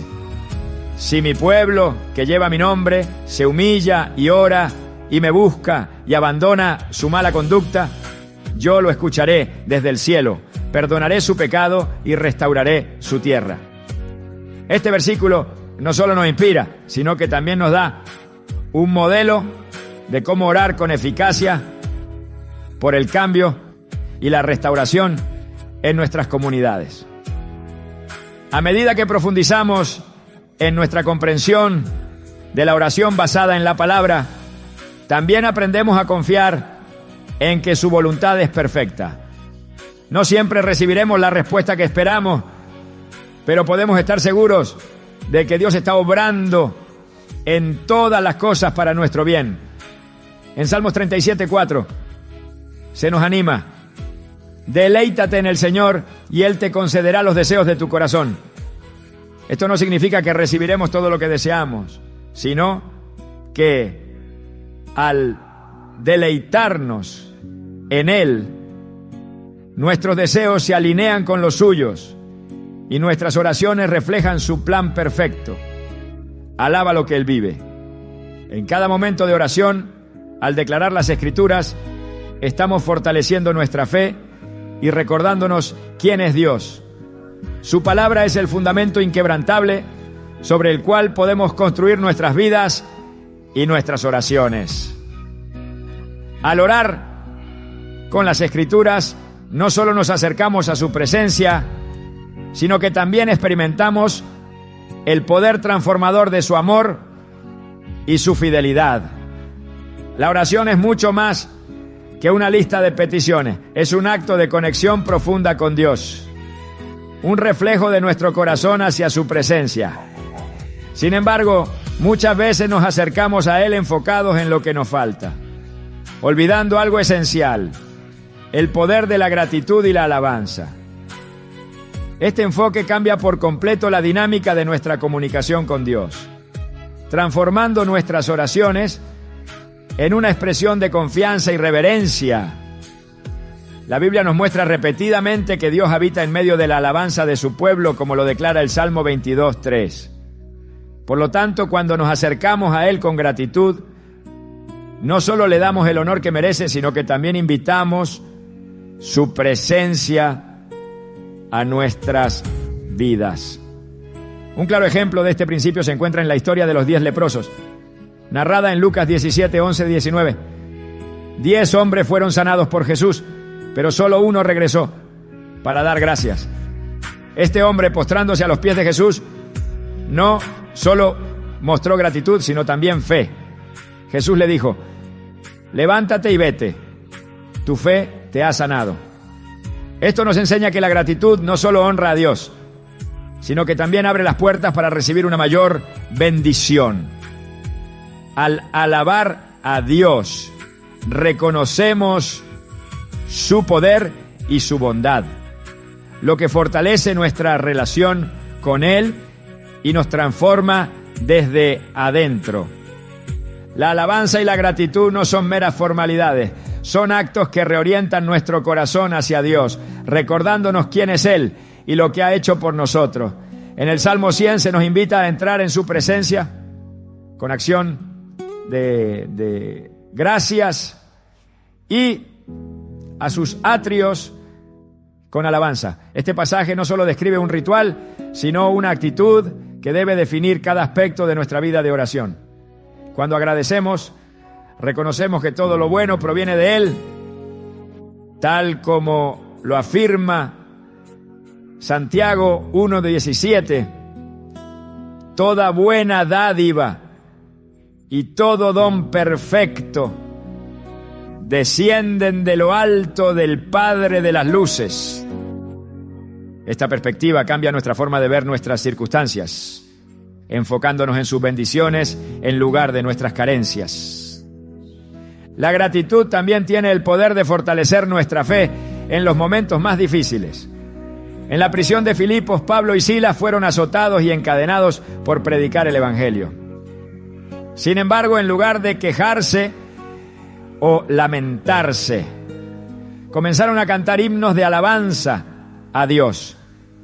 En Hechos 16, 25, 26 se describe cómo, en medio de su adoración, las puertas de la prisión se abrieron y las cadenas de todos los prisioneros se soltaron.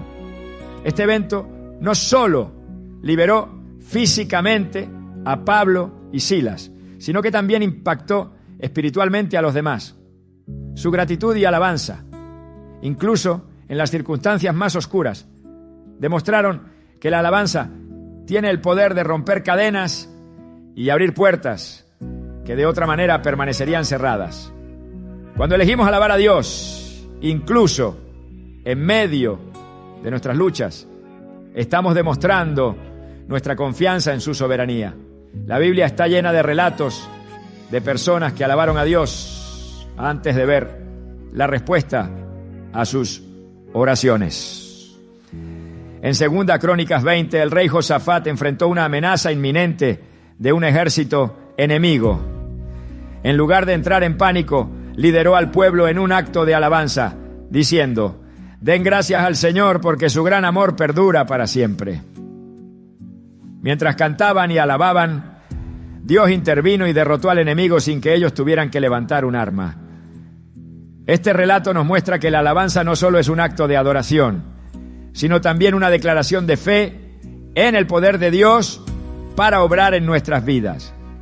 Además, la gratitud nos ayuda a mantener una perspectiva correcta en nuestras oraciones. Es fácil caer en la trampa de enfocarnos únicamente en nuestras necesidades o deseos, olvidando las muchas bendiciones que ya hemos recibido.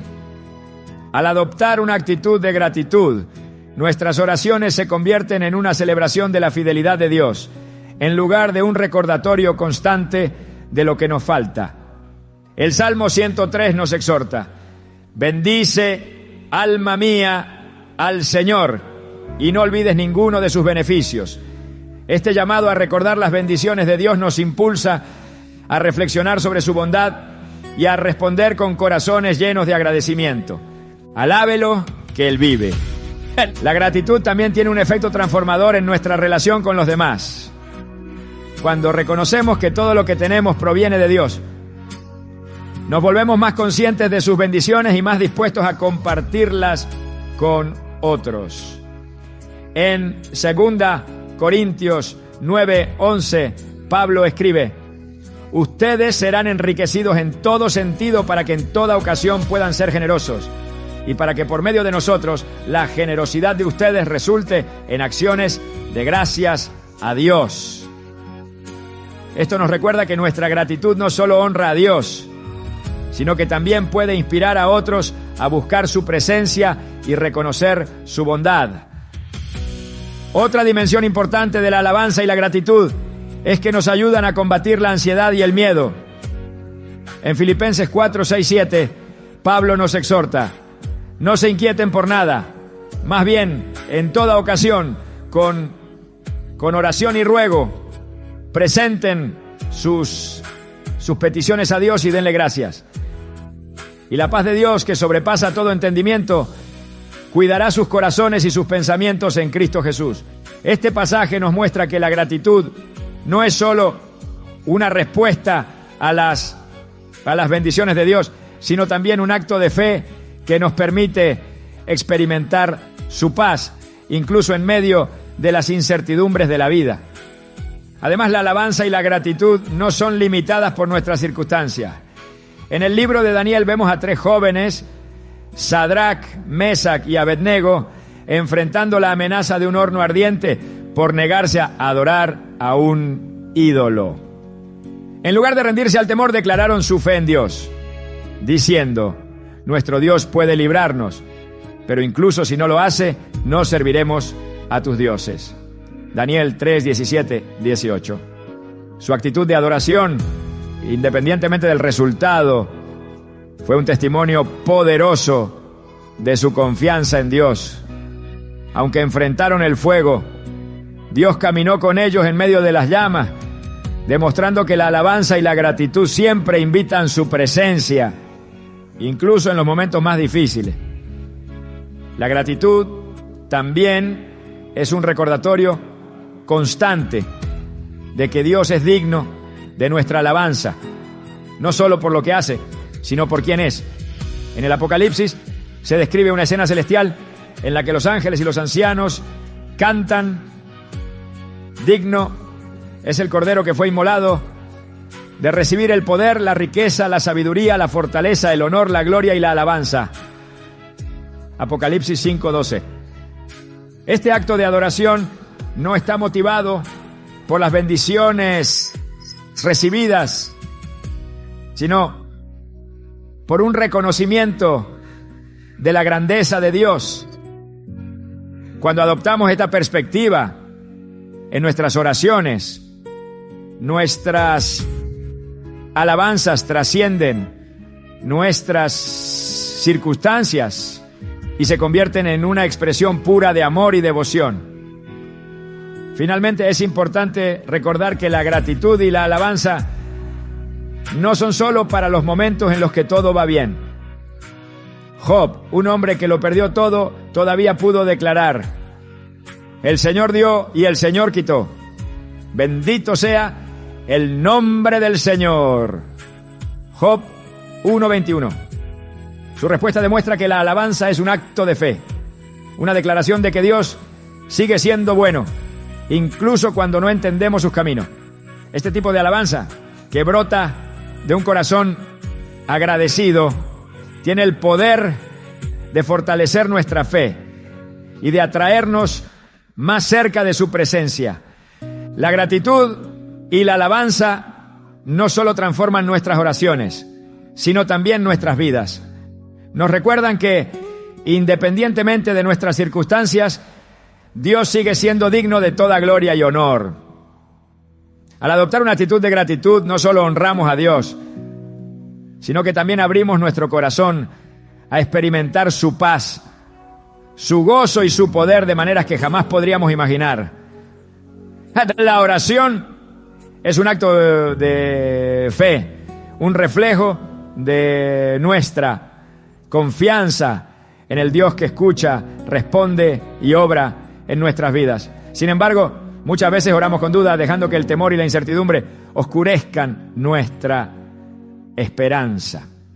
Esto no es lo que Dios desea para nosotros. En su palabra, Jesús nos enseña que nuestras oraciones deben estar acompañadas de una fe inquebrantable. En Marcos 11:24 Él dice: por eso les digo, crean que ya han recibido todo lo que estén pidiendo en oración y lo obtendrán. Este llamado no es una simple sugerencia, sino una declaración poderosa sobre la relación directa entre la fe y la respuesta divina. Alábalo que Él vive. Imaginemos a una mujer que durante años había sufrido una enfermedad que la alejaba de la sociedad y la sumía en el aislamiento. Su historia, relatada en Mateo 9, 20, 22, nos habla de cómo un simple toque al manto de Jesús, acompañado de una fe profunda, la sanó. Jesús no solo reconoció su acción, sino que señaló la raíz de su sanidad. Tu fe te ha sanado. Esta narrativa no solo es un testimonio del poder de Cristo, sino también un recordatorio de que la fe es el puente que conecta nuestras necesidades con el poder divino. La fe, sin embargo, no siempre es fácil de mantener, especialmente en tiempos de espera o dificultad. Muchas veces nuestra fe es puesta a prueba, y es en esos momentos donde nuestras oraciones se convierten en un acto de resistencia espiritual. En Hebreos 11:1 se nos dice: ahora bien, la fe es la garantía de lo que se espera, la certeza de lo que no se ve. Este versículo no solo define la fe, sino que también nos invita a verla como una certeza, no como un sentimiento cambiante. Cuando oramos con esta perspectiva, nuestras palabras dejan de ser meras expresiones de deseo y se transforman en declaraciones de confianza en un Dios que nunca falla. Un ejemplo claro de esta verdad lo encontramos en la vida de Abraham, conocido como el padre de la fe. En Génesis 15, Dios le promete una descendencia tan numerosa como las estrellas del cielo, a pesar de que Abraham y Sara eran ancianos y no tenían hijos. Aunque la promesa parecía imposible, Abraham creyó. Su fe no solo fue reconocida por Dios, sino que también fue contada como justicia. Génesis 15:6. Este relato nos recuerda que la fe en nuestras oraciones no se basa en nuestras circunstancias, sino en la fidelidad de quien nos ha hecho las promesas. En nuestra propia vida, la fe en la oración nos lleva a una postura de descanso en Dios, incluso cuando las respuestas parecen tardar. En Salmos 27:14 se nos exhorta: espera al Señor, esfuérzate y aliéntate, y espera al Señor. Esta espera activa no es pasiva ni resignada, sino una expresión de fe en el tiempo perfecto de Dios. Cada vez que oramos con fe, estamos afirmando nuestra confianza en que Él está obrando, aunque no podamos verlo. Otro aspecto esencial de la fe en la oración es la disposición de creer incluso cuando nuestras oraciones no son respondidas de la manera que esperamos. En el libro de Daniel vemos la historia de 3 jóvenes hebreos, Sadrac, Mesac y Abednego, quienes enfrentaron la amenaza de un horno ardiente por negarse a adorar a un ídolo. Su respuesta fue un testimonio poderoso de su fe. Nuestro Dios puede librarnos, pero incluso si no lo hace, no serviremos a tus dioses. Daniel 3, 17, 18. Este nivel de fe no está condicionado por el resultado, sino por la certeza de que Dios es soberano y digno de confianza en cualquier circunstancia. La fe también nos llama a orar con valentía, presentando nuestras peticiones con la certeza de que Dios es capaz de hacer mucho más de lo que pedimos o imaginamos. En Efesios 3, 20, 21, Pablo declara: aquel que es capaz de hacer muchísimo más de lo que pedimos o imaginamos, según su poder que actúa en nosotros, a Él sea la gloria. Este reconocimiento del poder de Dios nos impulsa a orar con confianza, sabiendo que nuestras limitaciones no son un obstáculo para su obra. La fe, sin embargo, no es algo que podamos producir por nuestra cuenta. Es un don de Dios que se fortalece a medida que cultivamos nuestra relación con Él.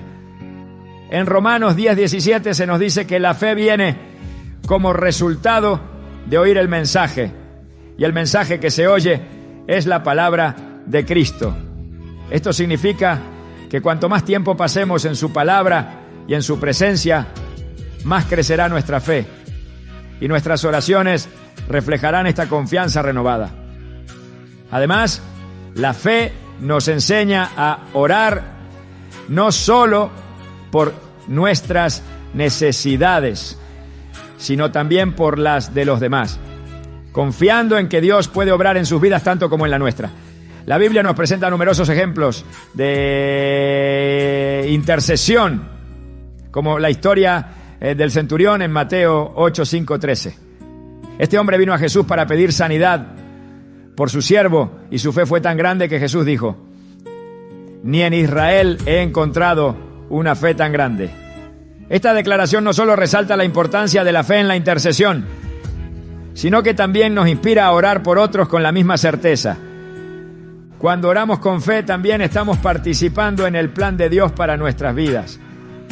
En Jeremías 29:11, Él nos asegura: porque yo sé muy bien los planes que tengo para ustedes, planes de bienestar y no de calamidad, a fin de darles un futuro y una esperanza. Este versículo nos recuerda que nuestras oraciones no son intentos de cambiar los planes de Dios, sino actos de alinearnos con su propósito y su voluntad. Cada vez que oramos con fe, estamos declarando que confiamos en sus caminos, incluso cuando no los entendemos. Finalmente, es importante recordar que la fe no es un sentimiento pasajero, sino una decisión diaria de confiar en Dios. En Santiago 1, 6, 8 se nos advierte sobre la duda en la oración, pero que pida con fe sin dudar, porque quien duda es como una ola del mar, arrastrada por el viento y echada de un lado a otro. Este pasaje nos llama a ser firmes en nuestra confianza, sabiendo que la duda no solo debilita nuestras oraciones, sino también nuestra relación con Dios. La fe en la oración no solo transforma nuestra vida espiritual, sino que también tiene un impacto en quienes nos rodean. Cuando otros ven nuestra confianza en Dios, incluso en medio de pruebas, se sienten inspirados a buscar esa misma relación con Él. Nuestra fe se convierte en un testimonio vivo del poder y la fidelidad de Dios, atrayendo a otros a su presencia. En cada palabra que pronunciamos en oración, la fe actúa como un hilo que conecta nuestras necesidades con las respuestas divinas.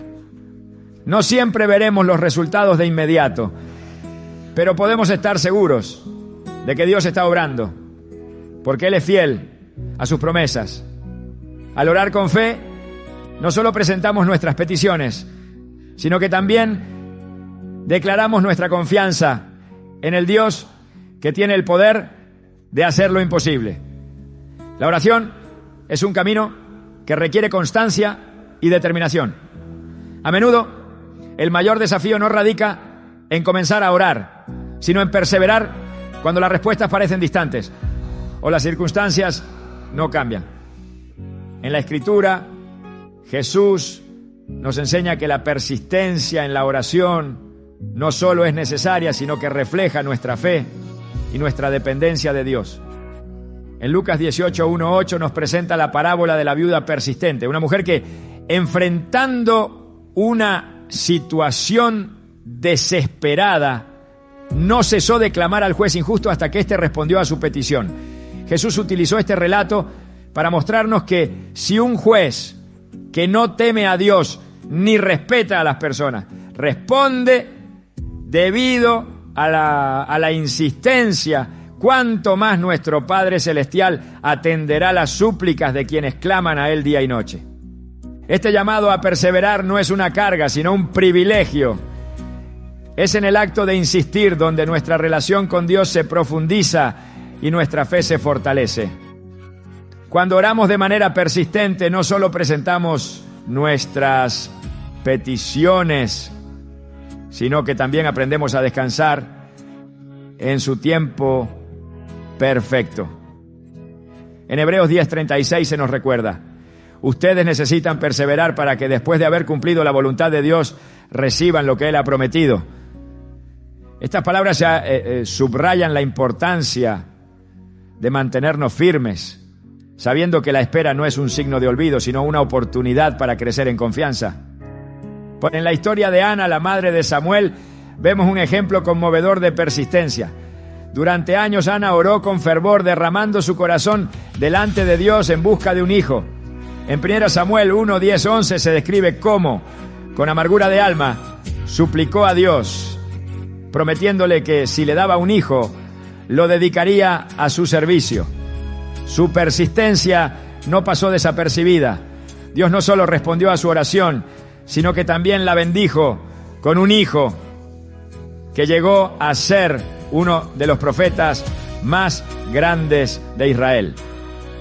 Esta historia nos enseña que la perseverancia en la oración no solo trae respuestas, sino que también revela el carácter y los planes divinos. El acto de insistir en la oración no es para convencer a Dios, sino para transformar nuestro corazón. A menudo, cuando la respuesta tarda, Dios está obrando en nosotros de maneras que no comprendemos. En Romanos 5:3-4, Pablo nos anima diciendo: nos gloriamos en las tribulaciones, porque sabemos que la tribulación produce paciencia. La paciencia, carácter. El carácter, esperanza. Cada momento de espera es una oportunidad para ser moldeados a la imagen de Cristo, aprendiendo a confiar en su fidelidad y a depender de su gracia. La Biblia nos muestra que incluso Jesús persistió en la oración. En el huerto de Getsemaní, antes de enfrentar la cruz, oró repetidamente, pidiendo al Padre que, si era posible, apartara de él esa copa. Sin embargo, en cada ocasión, Jesús reafirmó su disposición a someterse a la voluntad divina, diciendo: no sea como yo quiero, sino como tú. Mateo 26:39. Su persistencia no fue un signo de duda, sino una expresión de su humanidad y de su total confianza en el plan del Padre. Este ejemplo nos recuerda que, aún en nuestras luchas más profundas, podemos acudir a Dios una y otra vez, sabiendo que Él comprende nuestro dolor y camina con nosotros. Persistir en la oración también significa aprender a escuchar. En nuestro deseo de ver respuestas inmediatas, podemos pasar por alto las formas sutiles en que Dios está trabajando. En 1 Reyes 19, el profeta Elías, agotado y desanimado, buscó a Dios en un momento de desesperación. Dios no se manifestó en el viento, el terremoto ni el fuego, sino en un suave susurro. Este encuentro nos enseña que en nuestra insistencia debemos estar atentos a su voz, reconociendo que Él responde no siempre como esperamos, sino de la manera que más necesitamos. La espera puede ser un terreno fértil para la duda, pero también es el lugar donde la fe se fortalece. En Filipenses 4, 6, 7, Pablo nos exhorta a no inquietarnos por nada, sino a presentar nuestras peticiones con acción de gracias, confiando en que la paz de Dios guardará nuestros corazones y nuestras mentes. Esta paz no siempre viene acompañada de respuestas inmediatas, pero es un recordatorio de que Dios está presente, obrando en medio de nuestra espera. A medida que insistimos en la oración, también aprendemos a reconocer las bendiciones que ya hemos recibido. En el libro de los Salmos, David declara: bendice, alma mía, al Señor, y no olvides ninguno de sus beneficios. Salmo 103, 2. La gratitud nos ayuda a mantener una perspectiva correcta, enfocándonos no solo en lo que estamos pidiendo, sino también en lo que Dios ya ha hecho. Este acto de recordar su fidelidad pasada fortalece nuestra confianza en su fidelidad futura. Otro ejemplo de la importancia de perseverar lo encontramos en el ministerio de Pablo. En 2 Corintios 12, 8, 9 relata cómo oró 3 veces para que Dios le quitara un aguijón en su carne. Aunque la respuesta no fue la que esperaba, Dios le dijo: mi gracia es suficiente para ti, porque mi poder se perfecciona en la debilidad. Este encuentro nos enseña que, aunque nuestras peticiones no siempre sean respondidas como deseamos, la persistencia en la oración nos lleva a descubrir la gracia que sostiene nuestras vidas. Además, la persistencia no es solo para nuestras necesidades personales. Como intercesores, somos llamados a orar continuamente por los demás, confiando en que nuestras oraciones pueden marcar una diferencia en sus vidas. En Colosenses 4:2, Pablo exhorta: dedíquense a la oración, perseveren en ella con agradecimiento. Este llamado a la intercesión no solo refleja nuestro amor por los demás, sino también nuestra confianza en el poder de Dios para obrar en cualquier situación. Alaba lo que Él vive.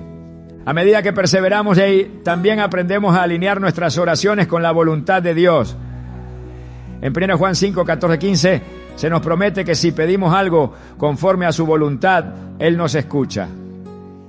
Este proceso de alineación no siempre es inmediato, pero a través de la oración constante, nuestro corazón se va conformando a sus planes y nuestras peticiones reflejan su propósito.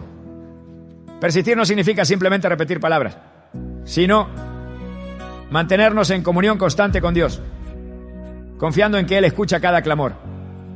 En Jeremías 33:3, Dios nos invita: clama a mí, y yo te responderé, y te daré a conocer cosas grandes y ocultas que tú no sabes. Esta promesa nos asegura que nuestras oraciones no son en vano, sino que están siendo escuchadas por un Dios que siempre tiene lo mejor para nosotros. En la espera también descubrimos el valor de la comunidad. Cuando compartimos nuestras cargas con otros creyentes y oramos juntos, nuestras fuerzas se renuevan. En Mateo 18, 19, 20, Jesús declara: si 2 de ustedes en la tierra se ponen de acuerdo sobre cualquier cosa que pidan, les será concedida por mi Padre que está en los cielos. Porque donde 2 o 3 se reúnen en mi nombre, allí estoy yo en medio de ellos. Esta promesa nos recuerda que no estamos solos en nuestra persistencia, sino que somos parte de un cuerpo de creyentes que camina junto a nosotros. Persistir en la oración es un acto de fe, una demostración de nuestra confianza en que Dios es bueno y fiel. No siempre veremos las respuestas de inmediato, pero podemos estar seguros de que cada oración es escuchada y que su respuesta siempre llegará en el momento perfecto. Al mantenernos firmes en la oración, no solo experimentamos su presencia, sino que también somos transformados, aprendiendo a confiar en su plan y a descansar en su amor. En cada clamor, en cada momento de espera, Dios está obrando, moldeándonos y preparándonos para recibir lo que ha preparado para nosotros. La oración es un acto profundamente espiritual que nos conecta con Dios de manera única e íntima. Sin embargo, hay momentos en los que las palabras parecen insuficientes y nuestras propias limitaciones nos impiden expresar lo que verdaderamente llevamos en el corazón. En estos momentos, Dios no nos deja solos. Él nos ha dado el don del Espíritu Santo, quien intercede por nosotros con gemidos que no pueden ser expresados con palabras. En Romanos 8, 26, 27, Pablo explica: de igual manera, el Espíritu nos ayuda en nuestra debilidad. No sabemos qué pedir, pero el Espíritu mismo intercede por nosotros con gemidos que no pueden expresarse con palabras. Y Dios, que examina los corazones, sabe cuál es la intención del Espíritu, porque el Espíritu intercede por los santos conforme a la voluntad de Dios. Este pasaje revela algo maravilloso. Nuestras limitaciones no son un obstáculo para Dios. Cuando oramos en el Espíritu, permitimos que sea Él quien guíe nuestras palabras, nuestros pensamientos y nuestras intenciones. No es un esfuerzo de nuestra parte, sino un acto de rendición total. La oración en el Espíritu no es solo un recurso para momentos difíciles, sino una invitación a entrar en una dimensión más profunda de comunión con Dios. Es una experiencia transformadora que nos permite alinearnos con su voluntad, aun cuando no comprendemos completamente su plan. Alábelo, que Él vive. La Biblia nos presenta ejemplos de hombres y mujeres que experimentaron la dirección del Espíritu en sus oraciones. En Hechos 4:31 se narra cómo, después de haber orado, los creyentes fueron llenos del Espíritu Santo y hablaron con valentía. Este evento no solo muestra el poder del Espíritu, sino también la forma en que Él guía nuestras oraciones para cumplir los propósitos divinos. No se trató de una simple reunión de oración. Fue una manifestación de la obra del Espíritu que fortaleció a los primeros cristianos para enfrentar la persecución con fe y confianza. Orar en el Espíritu también nos permite superar nuestras luchas internas. A menudo nuestras emociones, miedos o dudas pueden interferir con nuestra capacidad de acercarnos a Dios. Sin embargo, cuando nos rendimos al Espíritu, Él toma el control, trayendo paz y claridad a nuestra mente y corazón. En Gálatas 5:16, Pablo escribe: así que les digo, vivan por el Espíritu y no seguirán los deseos de la naturaleza pecaminosa. Este versículo nos recuerda que la oración en el Espíritu no solo transforma nuestras palabras, sino también nuestra vida, guiándonos a vivir de acuerdo con los valores del reino. Uno de los aspectos más poderosos de orar en el Espíritu es que nos lleva a una intercesión más profunda. En el libro de los Hechos encontramos a Cornelio, un centurión romano que oraba constantemente y buscaba a Dios. En respuesta a las oraciones, el Espíritu Santo obró de manera sobrenatural, guiando a Pedro a llevarle el mensaje del Evangelio. Hechos 10, 1:48. Este relato nos muestra cómo el Espíritu no solo intercede por nosotros, sino que también nos conecta con los planes de Dios para impactar a otros. Orar en el Espíritu nos convierte en instrumentos de su obra, permitiéndonos interceder con una efectividad que trasciende nuestras propias capacidades. En Efesios 6:18, Pablo nos exhorta a orar en el Espíritu en todo momento, con peticiones y súplicas. Este llamado no es una instrucción ocasional, sino una invitación a hacer de la oración en el Espíritu una práctica continua. Cada vez que oramos guiados por Él, Estamos participando en un acto divino que supera nuestras limitaciones humanas y nos alinea con la voluntad de Dios. Es un recordatorio de que nuestras oraciones, por más sencillas que parezcan, tienen un impacto eterno cuando están dirigidas por el Espíritu. La oración en el Espíritu también nos ayuda a discernir la voluntad de Dios en nuestras vidas. En Juan 14:26 Jesús prometió: pero el Consolador, el Espíritu Santo, a quien el Padre enviará en mi nombre, les enseñará todas las cosas y les hará recordar todo lo que les he dicho. Esta promesa nos asegura que no estamos solos en nuestro caminar espiritual. El Espíritu nos guía, iluminando las Escrituras y revelando verdades que fortalecen nuestra fe. Al orar en el Espíritu aprendemos a escuchar su voz y a confiar en su dirección, incluso cuando no entendemos completamente lo que Él está haciendo. En momentos de incertidumbre, orar en el Espíritu nos da la confianza de que nuestras palabras están siendo escuchadas y que nuestras peticiones están en línea con el propósito de Dios. Este tipo de oración nos lleva más allá de nuestras propias limitaciones, permitiéndonos experimentar la plenitud de su gracia. En Judas 1:20-21 se nos exhorta a edificarnos en nuestra fe y a orar en el Espíritu Santo, manteniéndonos en el amor de Dios mientras esperamos su misericordia. Este acto de oración no solo nos fortalece espiritualmente, sino que también nos prepara para enfrentar cualquier desafío con esperanza y firmeza. La oración guiada por el Espíritu también es un recordatorio de que no estamos solos en nuestras luchas. El Espíritu Santo es nuestro consolador y ayudador, siempre presente para sostenernos en nuestras debilidades. En 2 Corintios 12:9, Pablo relata cómo Dios le dijo: mi gracia es suficiente para ti, porque mi poder se perfecciona en la debilidad. Este versículo nos anima a depender completamente del Espíritu, sabiendo que su poder se manifiesta en nuestra incapacidad.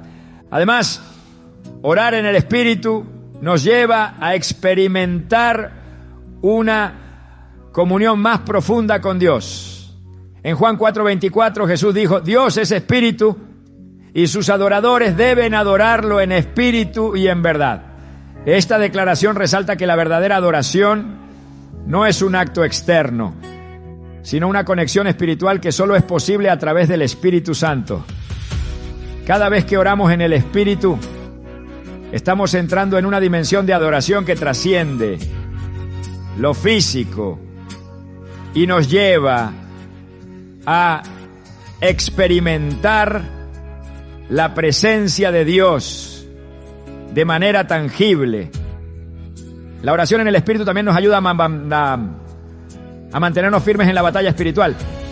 En Efesios 6:12 se nos recuerda que nuestra lucha no es contra seres humanos, sino contra fuerzas espirituales de maldad. Orar en el Espíritu nos equipa para enfrentar estas batallas con la armadura de Dios, asegurándonos la victoria en Cristo. Cada vez que oramos, estamos declarando la autoridad de Dios sobre nuestras vidas y sobre las circunstancias que enfrentamos, confiando en que su poder es suficiente para derribar cualquier fortaleza. Alábalo, que Él vive. A lo largo de la Escritura vemos cómo Dios obra de manera poderosa a través de la oración dirigida por el Espíritu. En el libro de los Hechos, los discípulos se reunieron para orar antes de tomar decisiones importantes, como la elección de Matías para reemplazar a Judas. Hechos 1:24-26. Este acto no solo demuestra su dependencia de Dios, sino también su confianza en que el Espíritu los guiaría a tomar la decisión correcta. Este ejemplo nos recuerda que al orar en el Espíritu podemos confiar en que nuestras decisiones estarán alineadas con la voluntad divina. Finalmente, la oración en el Espíritu nos invita a rendirnos completamente a Dios. No se trata de controlar nuestras palabras o nuestros pensamientos, sino de permitir que Él tome el control.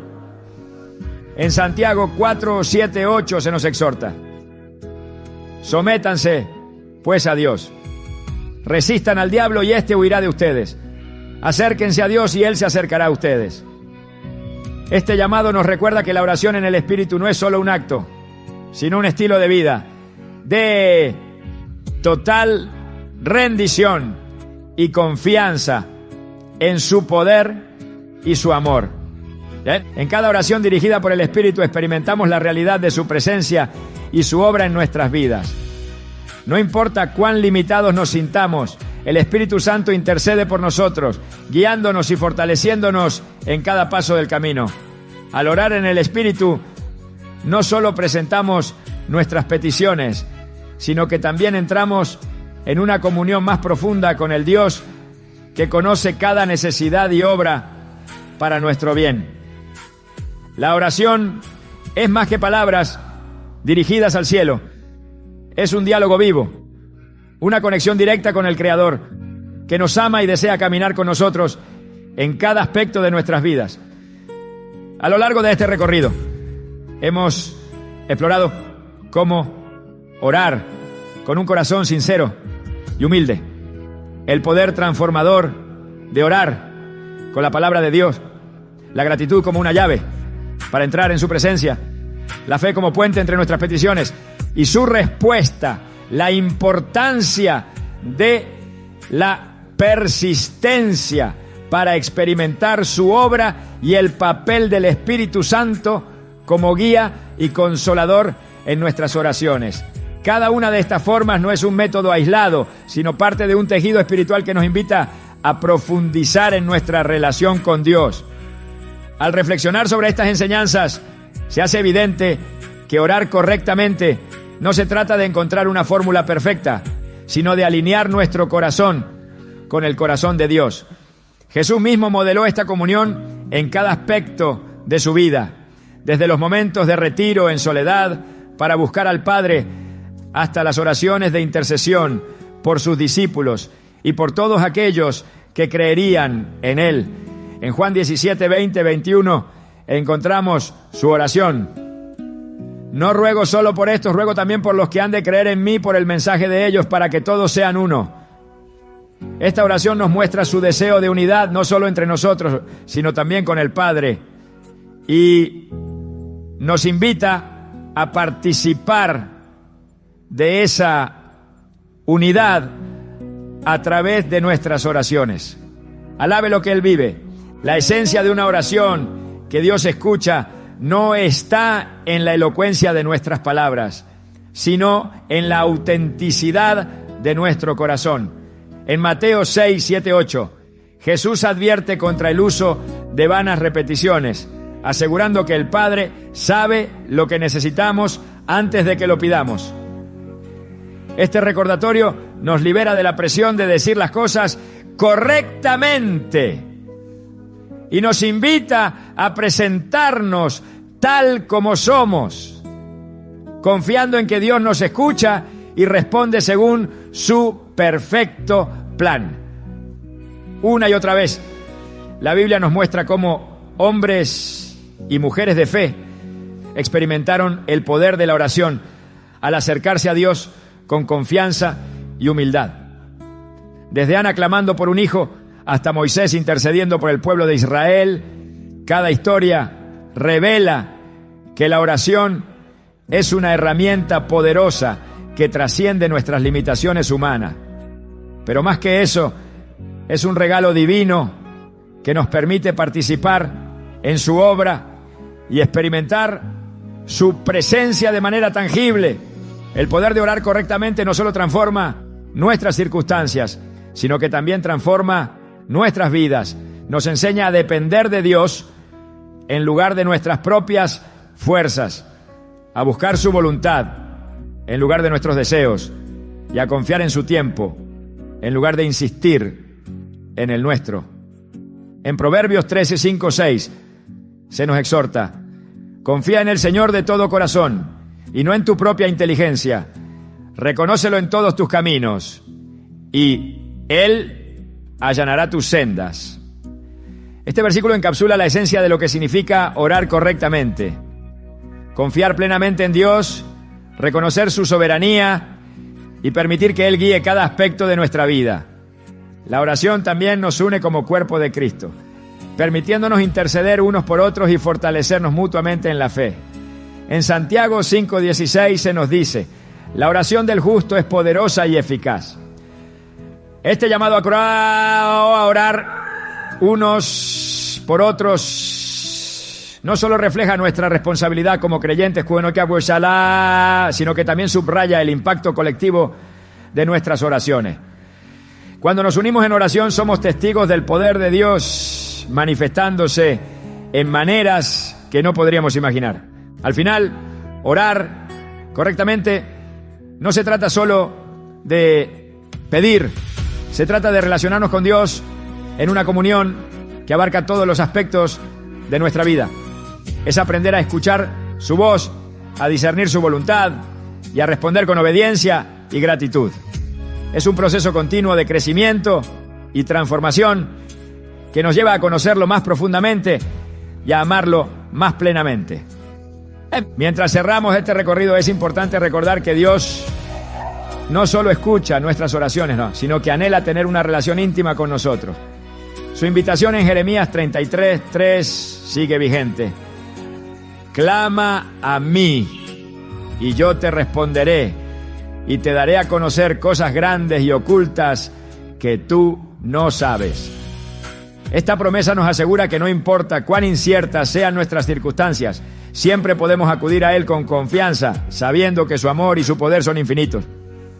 La oración no es solo una herramienta para obtener respuestas, es el medio por el cual experimentamos la plenitud de su presencia. Cada vez que nos acercamos a Él en oración, estamos participando en una relación viva y activa que transforma no solo nuestra vida, sino también la de quienes nos rodean. A medida que continuamos aplicando estas formas de orar, podemos estar seguros de que Dios está obrando en nosotros y a través de nosotros, cumpliendo su propósito eterno. En cada palabra pronunciada, en cada silencio guardado y en cada lágrima derramada, Dios está presente, escuchando y respondiendo de maneras que muchas veces no entendemos, pero que siempre son para nuestro bien y su gloria. Que estas enseñanzas no solo enriquezcan nuestras oraciones, sino que también nos lleven a una relación más profunda con el Dios que nos ama con un amor eterno. Alábelo que Él vive.